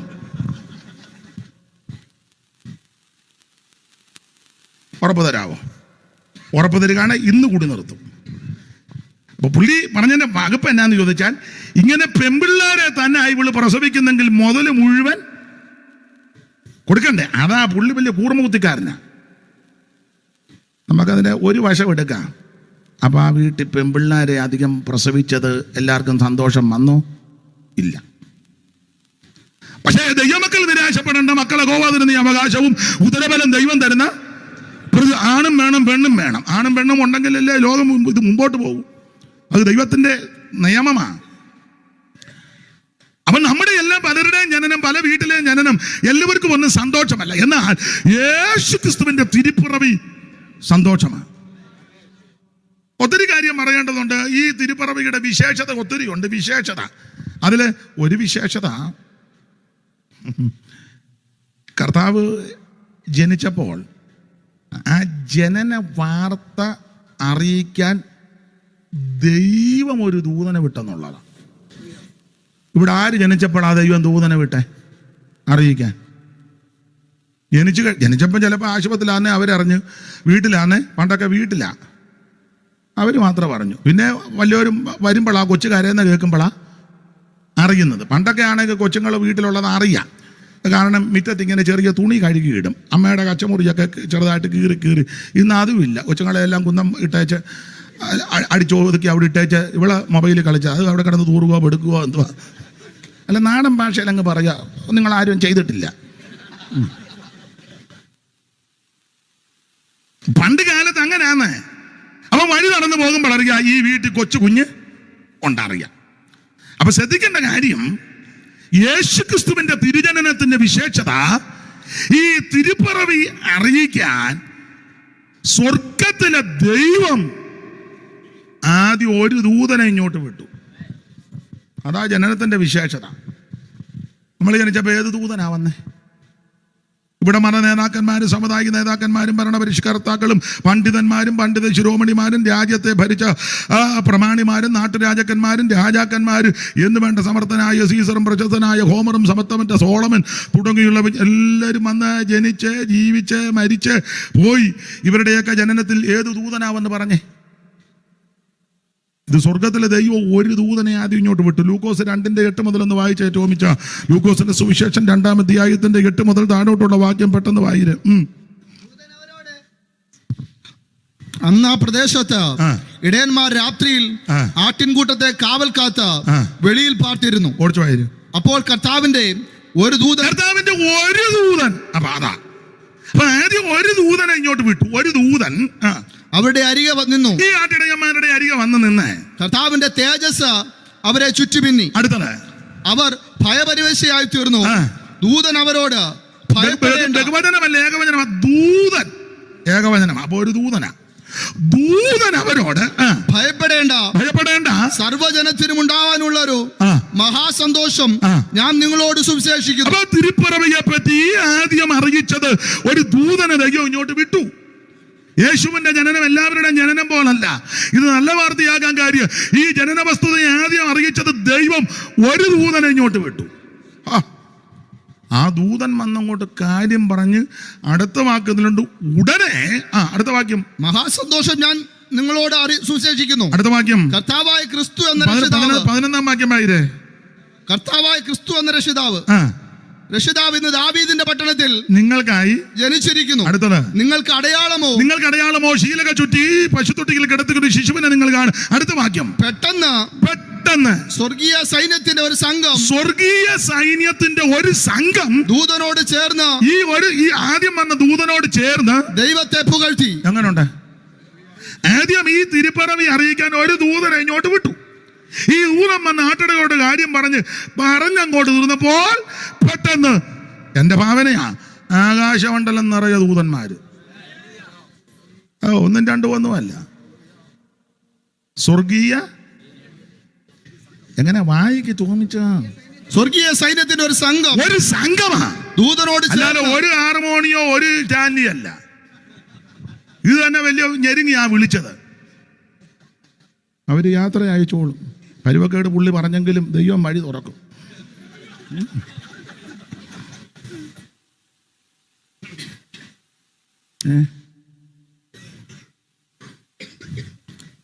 നമ്മൾ ചിന്തിക്കുക ഇത് തന്നെ എങ്ങനെയാ പറഞ്ഞു വിടുന്നെന്ന് ഓർത്തിരിക്കുക. അവിടെ അങ്ങനല്ല, ഒരു വലിയ സംഘം ചുമ്മാ വരികയല്ല. എന്റെ ഭാവന ഞാനങ്ങ് പറയുക. അയ്യോ, യെഹെസ്കേൽ പ്രവചനം 28 നമ്മൾ പഠിക്കുമ്പോൾ അവൻ സ്തോത്രം, ആ കൂടുകളുടെയും തടങ്ങളുടെയൊക്കെ പണി പൊന്നുകൊണ്ടല്ലയോ, ആ കൂടും തടവും ഒക്കെ ചിറകങ്ങോട്ട് വിടർത്തി ഇതങ്ങോട്ട് മീട്ടുമ്പോൾ സപ്തസ്വരമല്ലേ? എന്തൊക്കെയാ സപ്തസ്വരം? അറിയാമല്ലേ?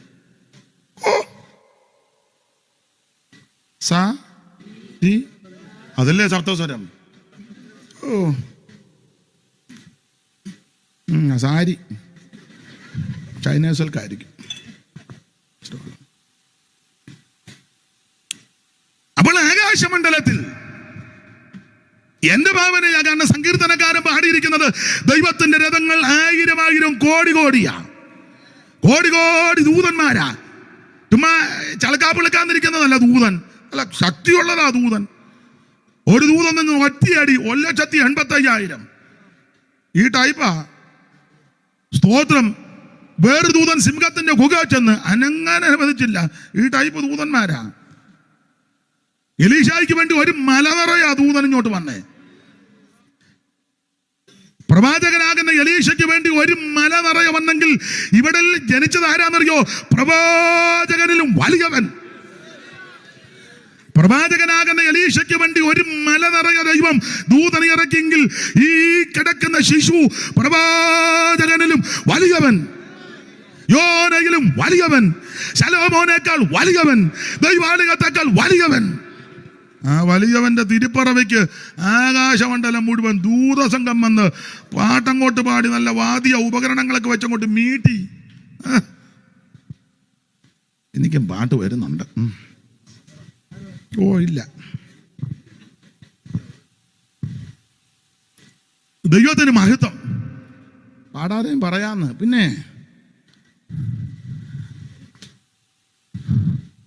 അവരോട് വരികയായിരുന്നു, നല്ലതായിരുന്നു. അതാ, നിങ്ങൾ കാശ് കൊടുക്കണ്ടായിരുന്നു, ഞാൻ കൊടുത്തത്. അങ്ങനെയാ ഞാൻ കൊടുത്തോണ്ടിരിക്കുന്നേ. പിന്നെ കൊണ്ടുവരണ്ടെന്ന് പറയുമ്പോൾ പിന്നെ എനിക്ക് കൊണ്ടുവന്നാൽ നിങ്ങളെല്ലാം ഇവിടെ കിടന്ന് പിന്നെ മൂരാച്ചത്തരവെടുത്താൽ ഞാൻ അവരെ വിളിച്ചുകൊണ്ട് പോകുമ്പോൾ ഞാൻ അവർക്ക് കൊടുക്കും. എനിക്ക് തരുന്ന സ്വോത്ര കാഴ്ച എന്നാവും. പിന്നെ ചില ദൈവമക്കൾ അറിഞ്ഞ് അവർക്ക് ചെയ്യും, ചിലർ ചെയ്യും. ഞങ്ങൾക്ക് ഒരു ഇത് എനിക്ക് തരുന്നതിൻ്റെ അത് അവരോട് ചോദിച്ചാൽ അവർ പറഞ്ഞു തരും. നല്ല പ്രാഗൽഭ്യത്തോടാണ് ഇത് പ്രസംഗിക്കുന്നത്. എനിക്ക് നല്ല പ്രാഗൽഭ്യമുണ്ട് അല്ലേ? അവരോട് ചോദിച്ചു നോക്കും. അവരെ കൊണ്ടുവരുമ്പോൾ ഞാൻ അവർക്ക് എനിക്ക് തരുന്നത് കൊടുക്കും. അടുത്ത പ്രാവശ്യം നോക്കട്ടെ, ഈ പ്രാവശ്യത്തൊന്ന് കഴിയട്ടെ, എന്നിട്ട് ഞാൻ പറയാം.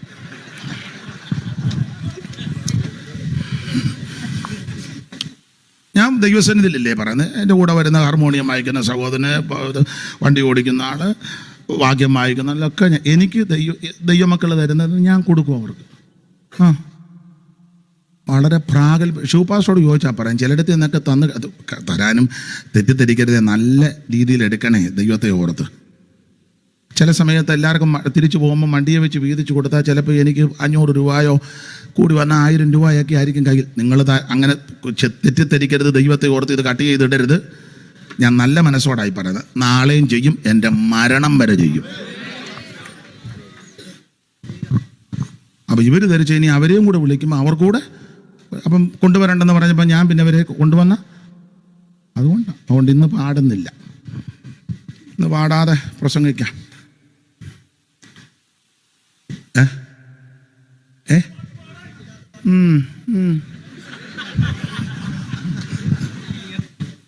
ഏത് പാട്ടിനാ മ്യൂസിക് ഇല്ലാത്തൊരു പാട്ട് പറഞ്ഞേ? മ്യൂസിക് ഇല്ലാത്ത ഒരു പാട്ട് പറ. എല്ലാ പാട്ടിനും താളവും ശ്രുതിയും മ്യൂസിക്കും ഉണ്ട്. ഇല്ലേ സ്റ്റാലി? ഇല്ലേ? പുള്ളി പറയാം മ്യൂസിക് ഇല്ലാത്ത പാട്ട് പാടാൻ. അങ്ങനൊരു പാട്ട് ഇന്ന് വരെ ഇറങ്ങിയിട്ടില്ല. നമ്മളൊരെണ്ണം എഴുതിക്കൊണ്ട് വാ, അപ്പം ഞാൻ പാടാം മ്യൂസിക് ഇല്ലാത്തൊരു പാട്ട്. അപ്പൊ ശ്രദ്ധിച്ചേ, ഈ യേശുക്രിസ്തുവിന്റെ ജനനത്തിന്റെ വിശേഷത ഒന്ന്, ആ ജനിച്ച സമയത്ത് ഒരു ദൂതനെ ഇങ്ങോട്ട് വിട്ടു. ഈ ദൂതൻ വന്ന് ഏട്ടടയന്മാരോട് പറയുക, സർവജനത്തിനും ഉണ്ടാകുവാനുള്ള ഒരു മഹാ സന്തോഷം. ഇങ്ങനെ ഒരു തിരുപ്പിറവി ആരുടെ നടന്നു? മാത്രമല്ലോ, ഇത് പറഞ്ഞുകൊണ്ടിരിക്കുമ്പോൾ സ്വർഗീയ സൈന്യത്തിന്റെ ഒരു സംഘം, ആ സംഘം അങ്ങോട്ട് വന്ന് ആകാശമണ്ഡലത്തിൽ നിറഞ്ഞിട്ട് എന്റെ ചിന്തയാ, എന്റെ ഭാവനയാ, സകലവാദ്യ ഉപകരണങ്ങളും വെച്ച് അങ്ങോട്ട് മീട്ടി പാട്ട് പാടി, പാട്ടിന്റെ മർമ്മം അവിടെ എഴുതി, അത്യുന്നതങ്ങളിൽ ദൈവത്തിന് മഹത്വം, ഭൂമിയിൽ ദൈവപ്രസാദമുള്ള മനുഷ്യർക്ക് സമാധാനം.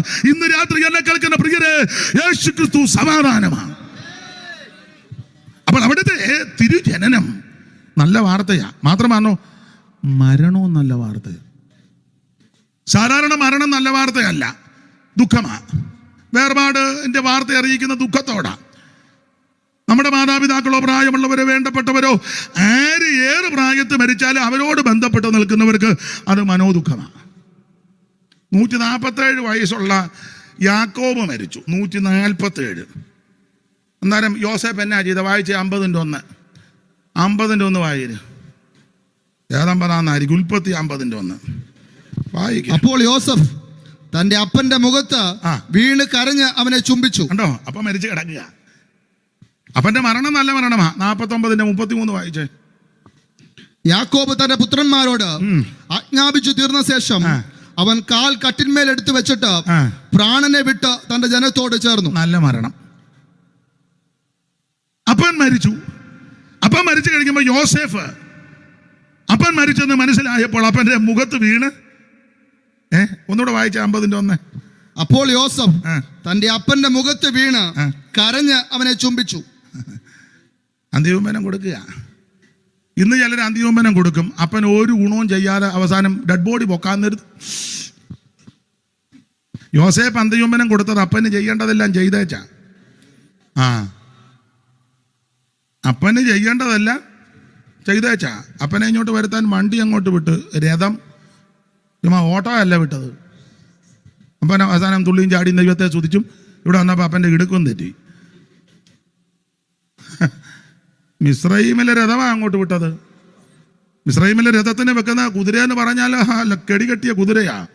ഫറവോന്റെ രഥത്തിന് കെട്ടുന്ന പെൺകുതിര.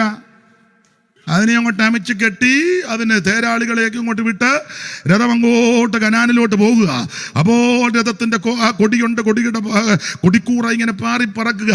അങ്ങനെ പാറിപ്പറക്കുമ്പോൾ പിള്ളേരപ്പച്ചനെ വിളിച്ചു, അപ്പച്ച ഇങ്ങോട്ട് വന്നിട്ട് അങ്ങോട്ട് നോക്കാൻ പറഞ്ഞു. നോക്കിയപ്പോൾ മിസ്രയീമിൽ നിന്ന് യോസേഫ് രഥത്തിന്റെ കൊടിക്കൂറ കണ്ട് കൊടി ഇങ്ങനെ പാറിപ്പറന്ന് രഥം വരുന്ന അടുക്കും തോറും പുള്ളിക്ക് ചൈതന്യം ഉണ്ടായെന്ന. അപ്പനെ രഥത്തിലോട്ട് കയറ്റി കനാനിൽ നിന്ന് മിസ്രൈമിലോട്ട് എന്നാ പരിവാരത്തോടെ. അതാ അപ്പനെ ചെയ്ത്. നീ നിന്റെ നല്ല വണ്ടി അപ്പനെ അമ്മയും കയറ്റിയിട്ടുണ്ടോ? നീ പുതിയ വണ്ടി മേടിച്ചോണെ അവള് കയറി ഫ്രണ്ടിലിരുന്ന് ബെൽറ്റ് വിട്ട് പിന്നെ പറയാ, നള്ളനെങ്ങാനും ഇരുത്തിയാൽ എൻ്റെ തനിനിറം എടി അമ്മച്ചിയും കൂടി എടുത്ത് കുമ്മച്ചി പുറകിലെങ്ങാനും വേണേ എന്നുവെച്ച് ഇവിടെ വന്ന് അവള് ജീസസ് താങ്ക് ലോർഡ് ജീസസ്. ഊളത്തരവെല്ലാം. ഇതിനെയൊക്കെ എന്നാ ചെയ്യണം? അയ്യോ, അങ്ങനെ ചെയ്യുന്നവരുണ്ടെന്ന്. അവന് വല്ലതും മിണ്ടാൻ പറ്റുമോ? അമ്മയെ കയറ്റാൻ പറ്റുമോ? ഭാര്യയെ കയറ്റാൻ പറ്റുമോ? ഭാര്യയെ കയറ്റിയ അമ്മ വണങ്ങും, അമ്മയെ കയറ്റിയ ഭാര്യ വണങ്ങും. അയ്യോ, നമ്മളെന്തോ ഒരു സ്തോത്രം പറ. നിങ്ങൾക്ക് ഞാൻ വേറെ തരാം. ഇവരുടെ കാര്യമാണ് പറഞ്ഞ് ഉണ്ടെന്ന്. അങ്ങനെ ഒത്തിരി കേസുകളുണ്ടെന്ന്. യോസേപ്പ് അപ്പനെ രഥത്തിലാണ് ഇങ്ങോട്ട് കൊണ്ടുവന്നത്. കൊണ്ടുവരിക മാത്രമാണോ, അവിടോട്ട് വന്ന് ഫറവോനെ മുഖം കാണിക്കാൻ കൊണ്ടുപോയി. കാര്യങ്ങളെല്ലാം പറഞ്ഞ സംബന്ധിച്ച് ഗോശേൻ ദേശം നല്ല ഫലപുഷ്ടമായ സ്ഥലമാ.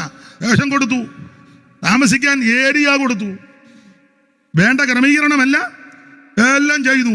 17 കൊല്ലം അവിടെ പാർത്തപ്പൻ. 17 അല്ല, കഞ്ഞിയും വെള്ളം കുടിക്കാതെ കിടക്കുകയല്ല, 17 കൊല്ലം.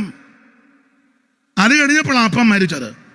അപ്പോൾ യോസേഫ് മുഖത്ത് വീണ് കരഞ്ഞ്, അങ്ങനെ ആ ചുംബനം കൊടുക്കണം. ഇത് തന്തയ്ക്കും തള്ളയ്ക്കും വെള്ളം കൊടുക്കുകയല്ല, ഒരു തൂവാല പോലും മേടിച്ച് കൊടുക്കുകയല്ല, ജീവിച്ചിരിക്കുമ്പം വിളിക്കുകയല്ല, ചെല്ലുകയല്ല, അന്വേഷിക്കുകയല്ല. എന്നിട്ട് ചത്ത് കഴിയുമ്പോൾ അപ്പൻ്റെ ഫോട്ടോ ഉള്ള പോത്തേലും തെങ്ങേലും മതിലേലും ചാച്ചൻ നിത്യത പോടാ കൂച്ചൻ നിത്യത. ഞാൻ തമാശ പറഞ്ഞതല്ല. എന്നുവെച്ച് ഡെഡ് ബോഡി എടുക്കാൻ നേരത്തെ മാപ്പിളമ്പം അല്ല കരണം പൊട്ടി അല്ല കണ്ണേ തേക്കണം ഒരച്ചേച്ച. അന്തൊക്കെയും തള്ളയ്ക്കും വെള്ളം കൊടുക്കാതെ അന്വേഷിക്കാതെ മോങ്ങാൻ വന്ന.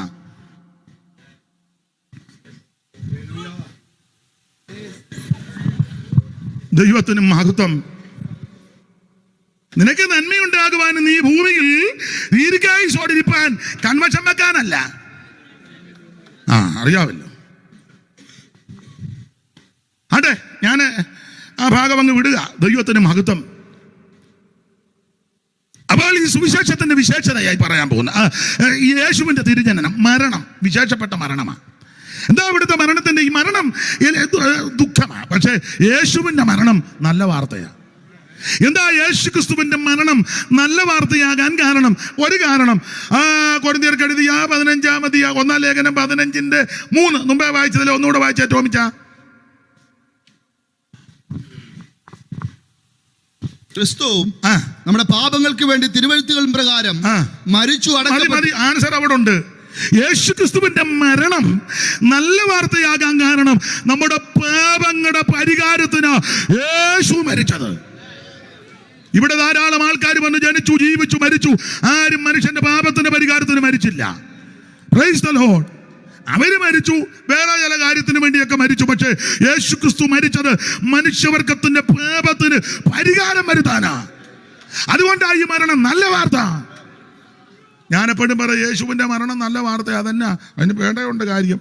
വാക്യങ്ങൾ എടുപ്പിക്കാൻ നേരമില്ല, പറഞ്ഞു വിട്ടേക്കെ. അറിയാമല്ലോ എല്ലാവർക്കും. ഒന്ന്, മരിക്കാനാ ഇങ്ങോട്ട് വന്നേ. നമ്മളെല്ലാം ജീവിക്കാൻ വന്നതാണ്. യേശു വന്നത് മരിക്കാൻ. തന്നെ യേശുവിൻ്റെ ഈ ഭൂമിയിലേക്കുള്ളതിനെ പറ്റി ഇങ്ങനെ ആക്കുന്നത്, മനുഷ്യപുത്രൻ വന്നത്, അങ്ങനെ എഴുതിയേക്കുന്നത്. മനുഷ്യപുത്രൻ വേറൊരു ഭാഗത്ത് ക്രിസ്തുയേശു പാപികളെ രക്ഷിപ്പാൻ ലോകത്തിൽ. അപ്പൊ യേശുവിനെ പറ്റി പറഞ്ഞില്ല, വന്നെന്ന. അതിൻ്റെ അർത്ഥം നേരത്തെ ഉണ്ടായിരുന്നു. ഇപ്പൊ ഞാൻ ഇങ്ങോട്ട് വന്നപ്പോൾ എന്നോട് പൊന്നച്ചാൻ ചോദിച്ചു എപ്പോഴാ വന്നേ. അതായത് ന്യായമായ ചോദ്യം. അല്ലാതെ ഞാൻ വന്നിരുന്നോണ്ടേ എപ്പോഴാ ജനിച്ചേ? അത് ഇപ്പൊ ചോദിക്കുന്നത് ലോജിക്കല്ലല്ലോ. പക്ഷെ ഇപ്പോഴത്തെ ന്യായമായ ചോദ്യം എപ്പം വന്നു. അപ്പം ഞാൻ പറയും വന്നതേ ഉള്ളൂ, അല്ലെ ഇപ്പോഴാ വന്നേ എന്ന് പറഞ്ഞാൽ ഞാൻ നേരത്തെ ഉണ്ടായിരുന്നു. എവിടുന്നോ ഇങ്ങോട്ട് വന്നതാ. അപ്പൊ യേശു ക്രിസ്തു വന്നു എന്നാണ് എഴുതിയിരിക്കുന്നത്. അപ്പം നേരത്തെ ഉണ്ടായിരുന്നു. എവിടെ? സ്വർഗത്തിലെ. അവിടുന്ന് ഇങ്ങോട്ട് വന്നു. അത് സ്വർഗത്തിൽ കൗൺസിൽ കൂടിയാണ് ഇങ്ങോട്ട് അയച്ചത്. 40-ാം സങ്കീർത്തനം. അപ്പോൾ ഞാൻ പറഞ്ഞു പുസ്തക ചുരുളിൽ ആ ഭാഗത്തേക്കൊന്നും ഇപ്പൊ പോകുന്നില്ല. ഇവിടുത്തെ കൗൺസിൽ കൂടി ഇങ്ങോട്ട് അയച്ചു. വന്നത് എന്തിനാ? ഒന്ന്, മരിക്കാനാ വന്നേ. 2, കൂടെ പറയുമായിരുന്നു മരിക്കുമെന്ന്. മരിക്കും. അണ്ടാ ഒരു വാക്യം വായിച്ചു ടോമിച്ച. മത്തായി 16:21. എല്ലാ വാക്യവും വായിപ്പിക്കാൻ നേരമില്ല. അന്നു മുതൽ യേശു താൻ യെരൂശലേമിൽ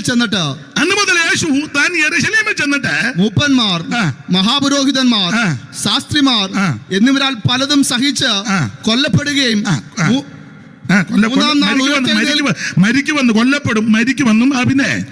കൊല്ലപ്പെടുകയും 3-ാം നാൾ ഉയർത്തെഴുന്നേൽക്കുകയും വേണ്ടത് എന്ന ശിഷ്യന്മാരോട് പ്രസ്താവിച്ചു തുടങ്ങി. പ്രസ്താവിച്ചെന്നല്ല, അന്ന് മുതല് പ്രസ്താവിച്ചു തുടങ്ങി. അങ്ങനെ പഠിക്കുന്നതാണ് നല്ലത്. അന്ന് മുതല് എന്ന് പറഞ്ഞാൽ ഒന്ന് പറഞ്ഞേച്ച് അയ്യോ ഞാൻ അബദ്ധം പറഞ്ഞതാന്നല്ല പറഞ്ഞേ.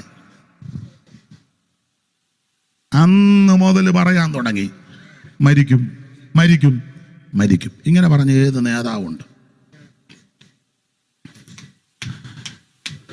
അപ്പം മരണത്തിൻ്റെ വിശേഷതയാ. ഒന്ന്, മരിക്കാനാ വന്ന്.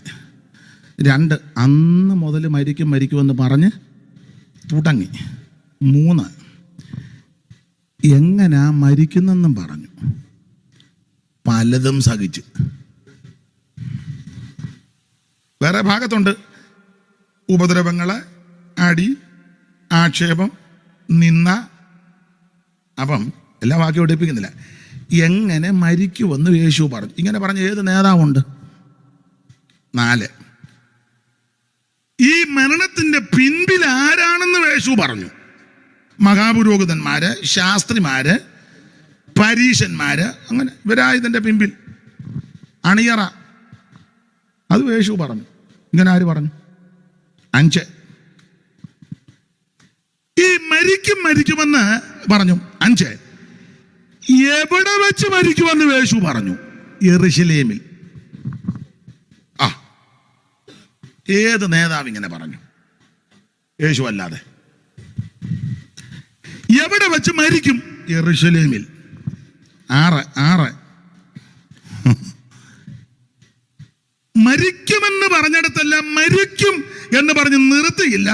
മരിക്കുമെന്ന് പറഞ്ഞിടത്തെല്ലാം ചേർത്ത് പറഞ്ഞു ഉയർക്കും. അതും പറഞ്ഞു. ഇങ്ങനെ ആര് പറഞ്ഞു? ഇങ്ങനെ മരിക്കുമെന്ന് പോലും പറഞ്ഞില്ലല്ലോ. അല്ല, മരിക്കാൻ നേരത്ത് ഒന്നും പലരും നമ്മൾ ചോദിക്കല്ലേ, അപ്പച്ചൻ എങ്ങനെയാ മരിച്ചത്? അപ്പച്ചൻ അങ്ങ് പോയി വല്ലതും പറഞ്ഞു, പിന്നെ ഒന്നും മിണ്ടിയില്ല. യേശു അങ്ങനല്ല. 1, മരിക്കാൻ വന്നു. 2, മരിക്കുമെന്ന് കൂടെ പറഞ്ഞു. 3, എങ്ങനെ മരിക്കുമെന്ന് പറഞ്ഞു. 4, ഇതിന്റെ പിമ്പിൽ ആരാണെന്ന് പറഞ്ഞു. 5, എവിടെ വെച്ച് മരിക്കുമെന്ന് പറഞ്ഞു. 6, മരിക്കുമെന്ന് പറഞ്ഞിടത്തെല്ലാം സ്റ്റോപ്പ് ചെയ്യാതെ പറഞ്ഞു ഉയർക്കുമെന്നും പറഞ്ഞു. 7, എപ്പോഴേലും ഉയർക്കുമെന്നല്ല പറഞ്ഞ, 3-ാം ദിവസം ഉയർക്കും. എന്നെ നിർത്തണോ? സമയമായോ? ആയിക്കോട്ടെ. അപ്പോൾ 3-ാം ദിവസം ഉയർക്കുമെന്നും പറഞ്ഞു. ഇതുപോലെ പറഞ്ഞ ഒരു നേതാവുമില്ല, യേശു മാത്രമേ ഉള്ളൂ. അല്ല, ഈ മരണം നല്ല വാർത്തയാണ് പറഞ്ഞത്. ദൈവത്തിന്റെ മഹത്വം. ഞാൻ ആ ഭാഗം വിടുക. അപ്പോൾ എന്താണ് സുവിശേഷം? യേശു ക്രിസ്തു.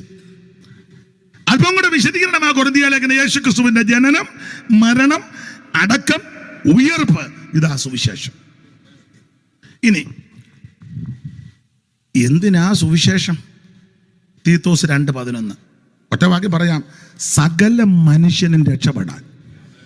അതിനാ സുവിശേഷം. ഒരു ഏരിയയോ ഒരു വിഭാഗക്കാരോ ഒരു മതക്കാരോ സംഘടനക്കാരോ ഒന്നുമല്ല, സകല മനുഷ്യനും. വായിച്ച് 2:11 തീത്തോസ്. സകല മനുഷ്യർക്കും രക്ഷാകരമായ ദൈവകൃപ.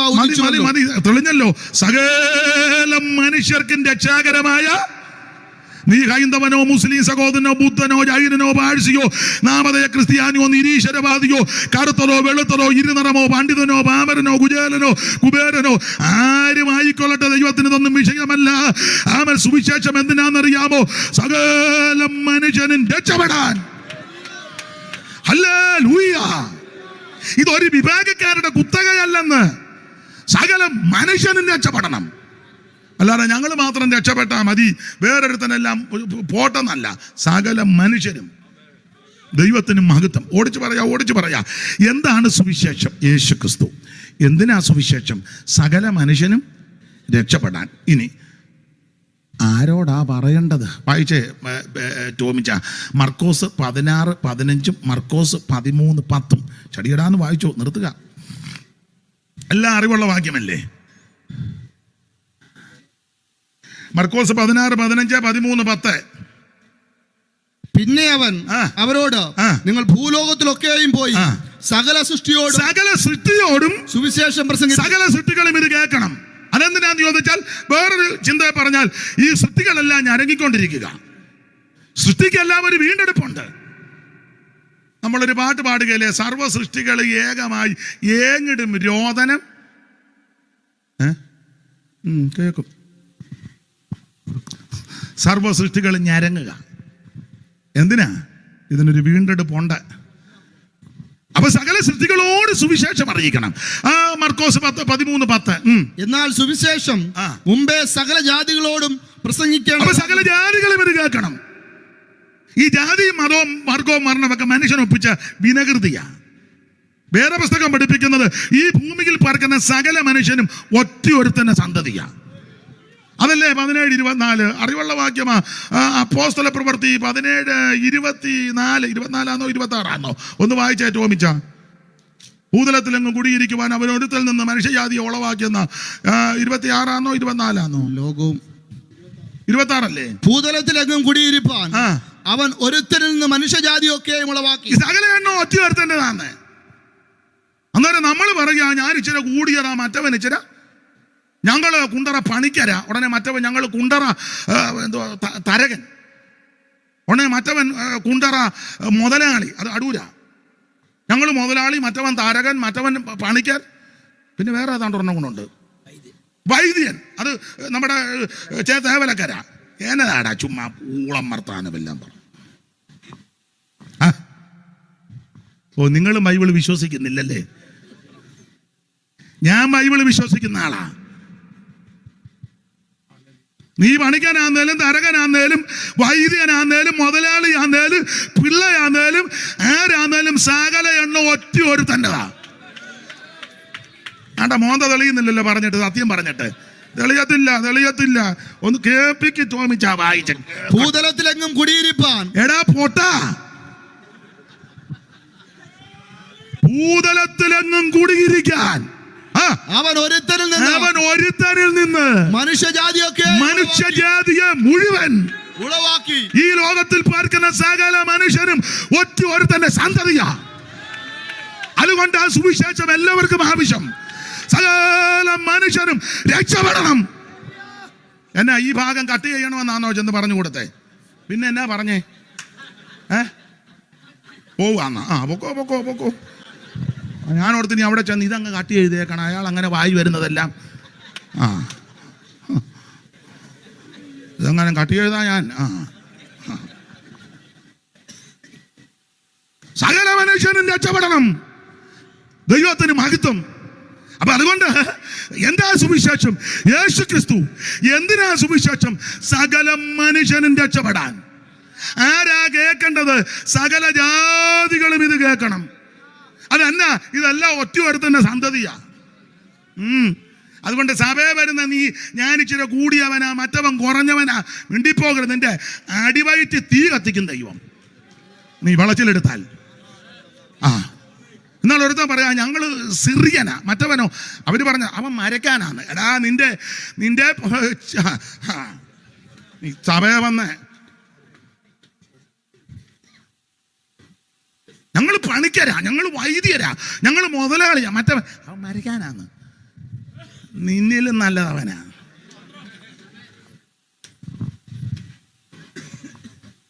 ഇങ്ങനെ പറയുന്നവരുടെ കാര്യമാ ഞാൻ ഈ പറഞ്ഞേ. ഇത് പറയാത്ത എത്രയോ നല്ല മനുഷ്യരുണ്ട്. അവരെ ഓർത്ത് ഞാൻ ദൈവത്തെ സ്തുതിക്കുന്നു. എല്ലാവരും മോശക്കാരല്ല, നല്ല മനുഷ്യര് എല്ലാ വിഭാഗത്തിലും ഉണ്ട്. പക്ഷെ അവർക്ക് അവസരമില്ലല്ലോ. ഈ കാട്ടുകള്ളനെല്ലാം കൂടെ കയറി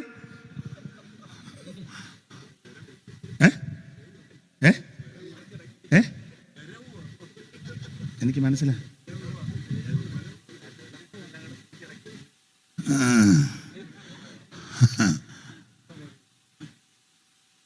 ദൈവത്തിന് മഹത്വം. സകല മനുഷ്യനും രക്ഷപ്പെടണം. ദൈവത്തിന് മഹത്വം. അട്ടോ ഓടിച്ചു നിർത്താം. ഇച്ചിരി സമയം കൊണ്ട് എടുത്തോട്ടെ. എടുത്തോട്ടെ ഇച്ചിരി. ആട്ടെ. വളരെ സന്തോഷം. ദൈവത്തിന് മഹത്വം. അപ്പൊ എന്താ സുവിശേഷം? യേശു ക്രിസ്തു. എന്തിനാ സുവിശേഷം? സകല മനുഷ്യനും രക്ഷപ്പെടാൻ. ആര് കേൾക്കണം? സകല ജാതികളും കേൾക്കണം. എല്ലാരും കേൾക്കണം. അതിനാ ഇത് കേൾക്കാൻ കൊള്ളാവുന്നതാ. മറ്റുള്ളതൊന്നും എല്ലാരും കേൾക്കാൻ കൊള്ളാവുന്നതല്ല. കേട്ടിട്ടില്ലേ? നമ്മൾ പ്രായമുള്ളവർ വർത്താനം പറഞ്ഞ ചില അമ്മമാരും അപ്പന്മാരും എന്തുവാടാ കീഴേ കയറിയിരിക്കുന്നത് എന്നാ കേൾക്കാനാ? മൂത്തവർ വർത്താനം പറയുന്നതിൻ്റെ അപ്പം മൂത്തവർ അത്രയൊക്കെയാ പറയുന്നത്, കൊച്ചുങ്ങൾക്ക് കേൾക്കാൻ. ഇപ്പം നേരെ തിരിഞ്ഞു കൊച്ചുങ്ങൾ അമ്മച്ചി എന്തിനാ ഇവിടെ വന്നിരിക്കുന്നത് ഞങ്ങൾ വർത്താനം പറയുന്നത്, കൊച്ചുങ്ങൾ അതിന് അപ്പുറത്തതാ പറയുന്നത്. ചുരുക്കി പറഞ്ഞാൽ പ്രായമുള്ളതും കൊള്ളാം, ഇടത്തരവും കൊള്ളാം, സകല എണ്ണവും ആർക്കും കേൾക്കാൻ കൊള്ളാത്തതൊക്കെയാ പറയുന്നത്. പക്ഷെ എല്ലാവർക്കും കേൾക്കാൻ കൊള്ളാവുന്നതാ സുവിശേഷം. എല്ലാവർക്കും കേൾക്കാം, എല്ലാവർക്കും കേൾക്കാം, പ്രായമുള്ളവർക്കും കേൾക്കാം, പിള്ളേർക്കും കേൾക്കാം, യൗവനക്കാർക്കും കേൾക്കാം, പാമൻ സ്വത്ത് ഏത് വിഭാഗത്തിൽപ്പെട്ടവർക്ക് കേൾക്കാൻ കൊള്ളാവുന്നതാണ് സുവിശേഷം. Praise the Lord. എല്ലാവർക്കും സുവിശേഷം കേൾക്കാം. അപ്പൊ എല്ലാവർക്കും വേണ്ടി ആ സുവിശേഷം സകലരും രക്ഷപ്പെടണം. അതിനാ ഇനി എങ്ങനെയാ ഇത് പറയേണ്ടത്? അതാണ് മുമ്പേ വായിച്ച 5-ാം വാക്യം. ഞങ്ങളുടെ സുവിശേഷം വചനമായി മാത്രമല്ല, തെസ്സലോനിക്കർക്ക് എഴുതിയ 1-ാം ലേഖനം 1-5 മുമ്പേ വായിച്ചില്ലേ? ഞങ്ങളുടെ സുവിശേഷം വചനമായി മാത്രമല്ല, ശക്തിയോടും പരിശുദ്ധാത്മാവോടും ബഹുനിശ്ചയത്തോടും. ഇങ്ങനെ ഇത് പറയണ്ട, ഇങ്ങനെ പറയണം. ദൈവത്തിന് മഹത്വം. ശക്തിയോടും പരിശുദ്ധാത്മാവോടും ബഹുനിശ്ചയത്തോടും സുവിശേഷം പറയണം. അത് കേൾക്കേണ്ടത് എങ്ങനെയാണ്? 6-ാം വാക്യം. ബഹുകഷ്ടം സഹിക്കേണ്ടി വന്നിട്ടും പരിശുദ്ധാത്മാവിനെ സന്തോഷത്തോടെ വചനം കൈക്കൊണ്ട്. ഒരു ഭാഗവും കൂടെ പറഞ്ഞ ആ ഭാഗം അങ്ങ് വിടാം. എന്താ അത്? സുവിശേഷത്തിന്റെ വിശേഷതയാ. എല്ലായിടത്തും ഞാൻ പറയുന്ന കാര്യമാണ്, അല്ല ഇത് പറയണമല്ലോ. സുവിശേഷത്തിന്റെ വിശേഷത. സുവിശേഷത്തിന് ഒത്തിരി വിശേഷതയുണ്ട്. എന്താ വിശേഷത? ചടികടാന്ന് വായിക്കണേ. ചടികട റോമാലേഖനം 1:16. എല്ലാവർക്കും അറിവുള്ള വാക്യമാണ്, പക്ഷേ എന്നാലും അറിഞ്ഞിരിക്കണം. റോമാലേഖനം 1:16 സുവിശേഷത്തിന്റെ വിശേഷത. 1, ഇത് രക്ഷിക്കുന്ന മാർഗമാണ്. 1:16 വായിര്. സുവിശേഷത്തെ കുറിച്ച് എനിക്ക് ലജ്ജയില്ല. വിശ്വസിക്കുന്ന ഏവനും, ആദ്യം യഹൂദനും പിന്നെ യവനനും, അത് രക്ഷയ്ക്കായി ദൈവശക്തിയാകുന്നുവല്ലോ. ശ്രദ്ധിക്കുക, സുവിശേഷത്തിന്റെ വിശേഷത 1, ഇത് രക്ഷിക്കുന്ന മാർഗമാണ്. ഇന്ന് രാത്രി നിന്നെ രക്ഷിക്കുന്ന ഒരേ ഒരു മാർഗം സുവിശേഷമാ. നിന്റെ കുടുംബത്തെ രക്ഷിക്കും, നിന്നെ രക്ഷിക്കും. മറ്റൊരുത്തനും രക്ഷയില്ല. യേശുക്രിസ്തു മാത്രം രക്ഷകൻ. ഞാൻ വിശദീകരിക്കുന്നില്ല, പറഞ്ഞങ്ങ് വിടുക. സുവിശേഷത്തിന്റെ വിശേഷത 1, ഇത് രക്ഷിക്കുന്ന മാർഗമാണ് എന്ന് പറഞ്ഞാൽ ഈ രക്ഷ കരസ്ഥമാക്കുവാൻ ഭൗതിക വസ്തു ഒന്നും കൊണ്ട് കൊടുക്കണ്ട. ആട് വേണ്ട, കാട് വേണ്ട, മാട് വേണ്ട, കോഴി വേണ്ട, ആമൻ സ്വത്ത് ഏത്തക്കൊല വേണ്ട, പൂവങ്കൊല വേണ്ട, ആമൻ അരി വേണ്ട, പൊരി വേണ്ട, തുണി വേണ്ട, മണി വേണ്ട, കിണി വേണ്ട, ഒന്നും വേണ്ട. ആമൻ അയന ഇതൊന്നും അങ്ങോട്ട് കൊണ്ടുവന്നിട്ട് കാര്യവുമില്ല. അതന്നെ, ഇത് മുഴുവൻ സൃഷ്ടിച്ചവൻ ദൈവമല്ലേ? സൃഷ്ടിച്ച ദൈവത്തിൻ്റെ കൊണ്ട് നീ ഇതുകൊണ്ട് കൊണ്ടുവന്നിട്ട് എന്നെ എടുക്കാനാ? അത് അങ്ങനെയാണെന്നുള്ള പുസ്തകത്തിൽ വാക്യം വായിച്ച് മീഖാ പ്രവചനം 6-ാം അധ്യായത്തിന്റെ 6-ാം വാക്യവും പെട്ടെന്നൊന്ന് വായിച്ചേ. മീഖ 6:6 ഇതുമായിട്ട് അങ്ങോട്ട് ചെന്നിട്ട് ഗുണമൊന്നും വരികയല്ലെന്നാണ് എഴുതി വെച്ചിരിക്കുന്നത്. വായിച്ചേ. മീഖ 6:6 പെട്ടെന്ന് വായിരേ. മീഖ എന്തൊന്നുകൊണ്ട് ഞാൻ യഹോവയുടെ സന്നിധിയിൽ ചെന്നു. എന്തൊന്നും കൊണ്ട് അങ്ങോട്ട് ചെല്ലുന്നു. അത്യുന്നത ദൈവത്തിന്റെ മുമ്പാകെ കുമ്പിടേണ്ടു. പിന്നെ ഹോമയാഗങ്ങളോടും 1 വയസ്സ് പ്രായമുള്ള കാളക്കിടാക്കളോടും കൂടെ അവന്റെ സന്നിധിയിൽ ചെല്ലണമോ? ചെന്നിട്ട് കാര്യമില്ലെന്നാ. പിന്നെ 1000 ആട്ടുകൊറ്റിലും 10,000 തൈലനദിയിലും യഹോവ പ്രസാദിക്കുമോ? അപ്പൊ ഇത് തൈലനദി കൊണ്ട് കൊടുത്തിട്ടോ, തൈലം കൊടുത്തിട്ടോ, എണ്ണ കൊടുത്തിട്ടോ, ഇത് ഭൗതിക വസ്തുക്കൾ കൊടുത്തിട്ടോ ഒന്നും കാര്യമില്ലെന്ന്. ഇതെല്ലാം ദൈവം സൃഷ്ടിച്ചതല്ലേ? അതെ, ഉണ്ടാകട്ടെ എന്ന് പറഞ്ഞപ്പോ മുഴുവനും ഉണ്ടാക്കിയവനാ ദൈവം. സമുദ്രത്തെ നോക്കി വെച്ച് പറഞ്ഞു കൂട്ടമായിട്ട് ജനിക്കണ്ടെന്ന്. തിമിങ്ങലം മുതൽ ചൂട വരെ, എൻ്റെ ഭാഷയില, തിമിങ്ങലം മുതൽ ചൂട് വരെ. അന്നേരം നീ 2 നെന്മീൻ്റെ വാലയെ പിടിച്ചുകൊണ്ട് ദൈവത്തിന് 2 നെന്മീൻ. സ്വർഗത്തിരുന്ന ദൈവം 2-ാം സങ്കീർത്തനത്തിൽ ചിരിക്കുന്നെന്ന് പറഞ്ഞ പോലെ ദൈവം ചിരിക്കുക. വിഡ്ഢി, തിമിങ്ങലത്തെ വരെ ഉണ്ടാക്കി എനിക്കാന്നോടാ നിന്റെ 2.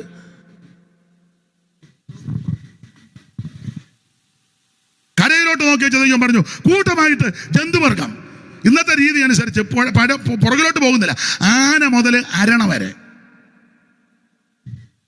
ആ ദൈവത്തിനാ നിന്റെ ഒരാട്, അതും കറക്കാൻ സമ്മതിക്കാത്ത ചൊരത്താത്ത ആട് പിടിച്ച് ഞാനാ പോലും ഒരു തുള്ളി പാല് വരുന്നില്ല. ആടിനെ വലിച്ചോണ്ട് പോവാ പെയ്ത്തോമിലിട്ടു. ആടിങ്ങനെ നിൽക്കി. അയ്യോ, നിന്റെ ആടും മാടും ഒന്നും ദൈവത്തിന് വേണ്ടെന്നേ. വേണോ? വേണ്ട. വായിച്ചേ 50:9 സങ്കീർത്തനം. പെട്ടെന്ന് വായിര്. 50:9 ഒരു പ്രാസത്തില്ല. 50:9 വായിരേ.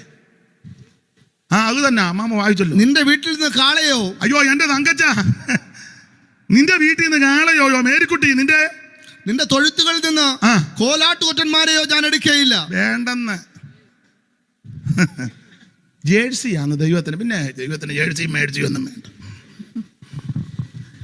നിന്റെ വീട്ടിൽ നിന്ന് കാളയോ നിന്റെ തൊഴുത്തുകളിൽ നിന്ന് കോലാട്ടുകൊറ്റന്മാരെയോ ഞാൻ എടുക്കുകയില്ല. അടുത്തത് കാട്ടിലെ സകല മൃഗവും ആ. പർവ്വതങ്ങളിലെ 1000 ജന്തുക്കളും ആ. എനിക്കുള്ളവയാകുന്നു. ഉണ്ടാകട്ടെ എന്ന് പറഞ്ഞപ്പോൾ മുഴുവൻ സൃഷ്ടിച്ച ദൈവമാ. ആ ദൈവത്തിനാണോ അതിന്റെ ആടും മാടും? ദൈവത്തിന് വേണ്ട. അടുത്തത്, മലകളിലെ പക്ഷികളെ ഒക്കെ ഞാൻ അറിയുന്നു. സകല പക്ഷികളെയും ദൈവം, കുരുകില് മുതല്, അല്ല കുരുകിലും ചെറുതുണ്ട്, വിട്ടില്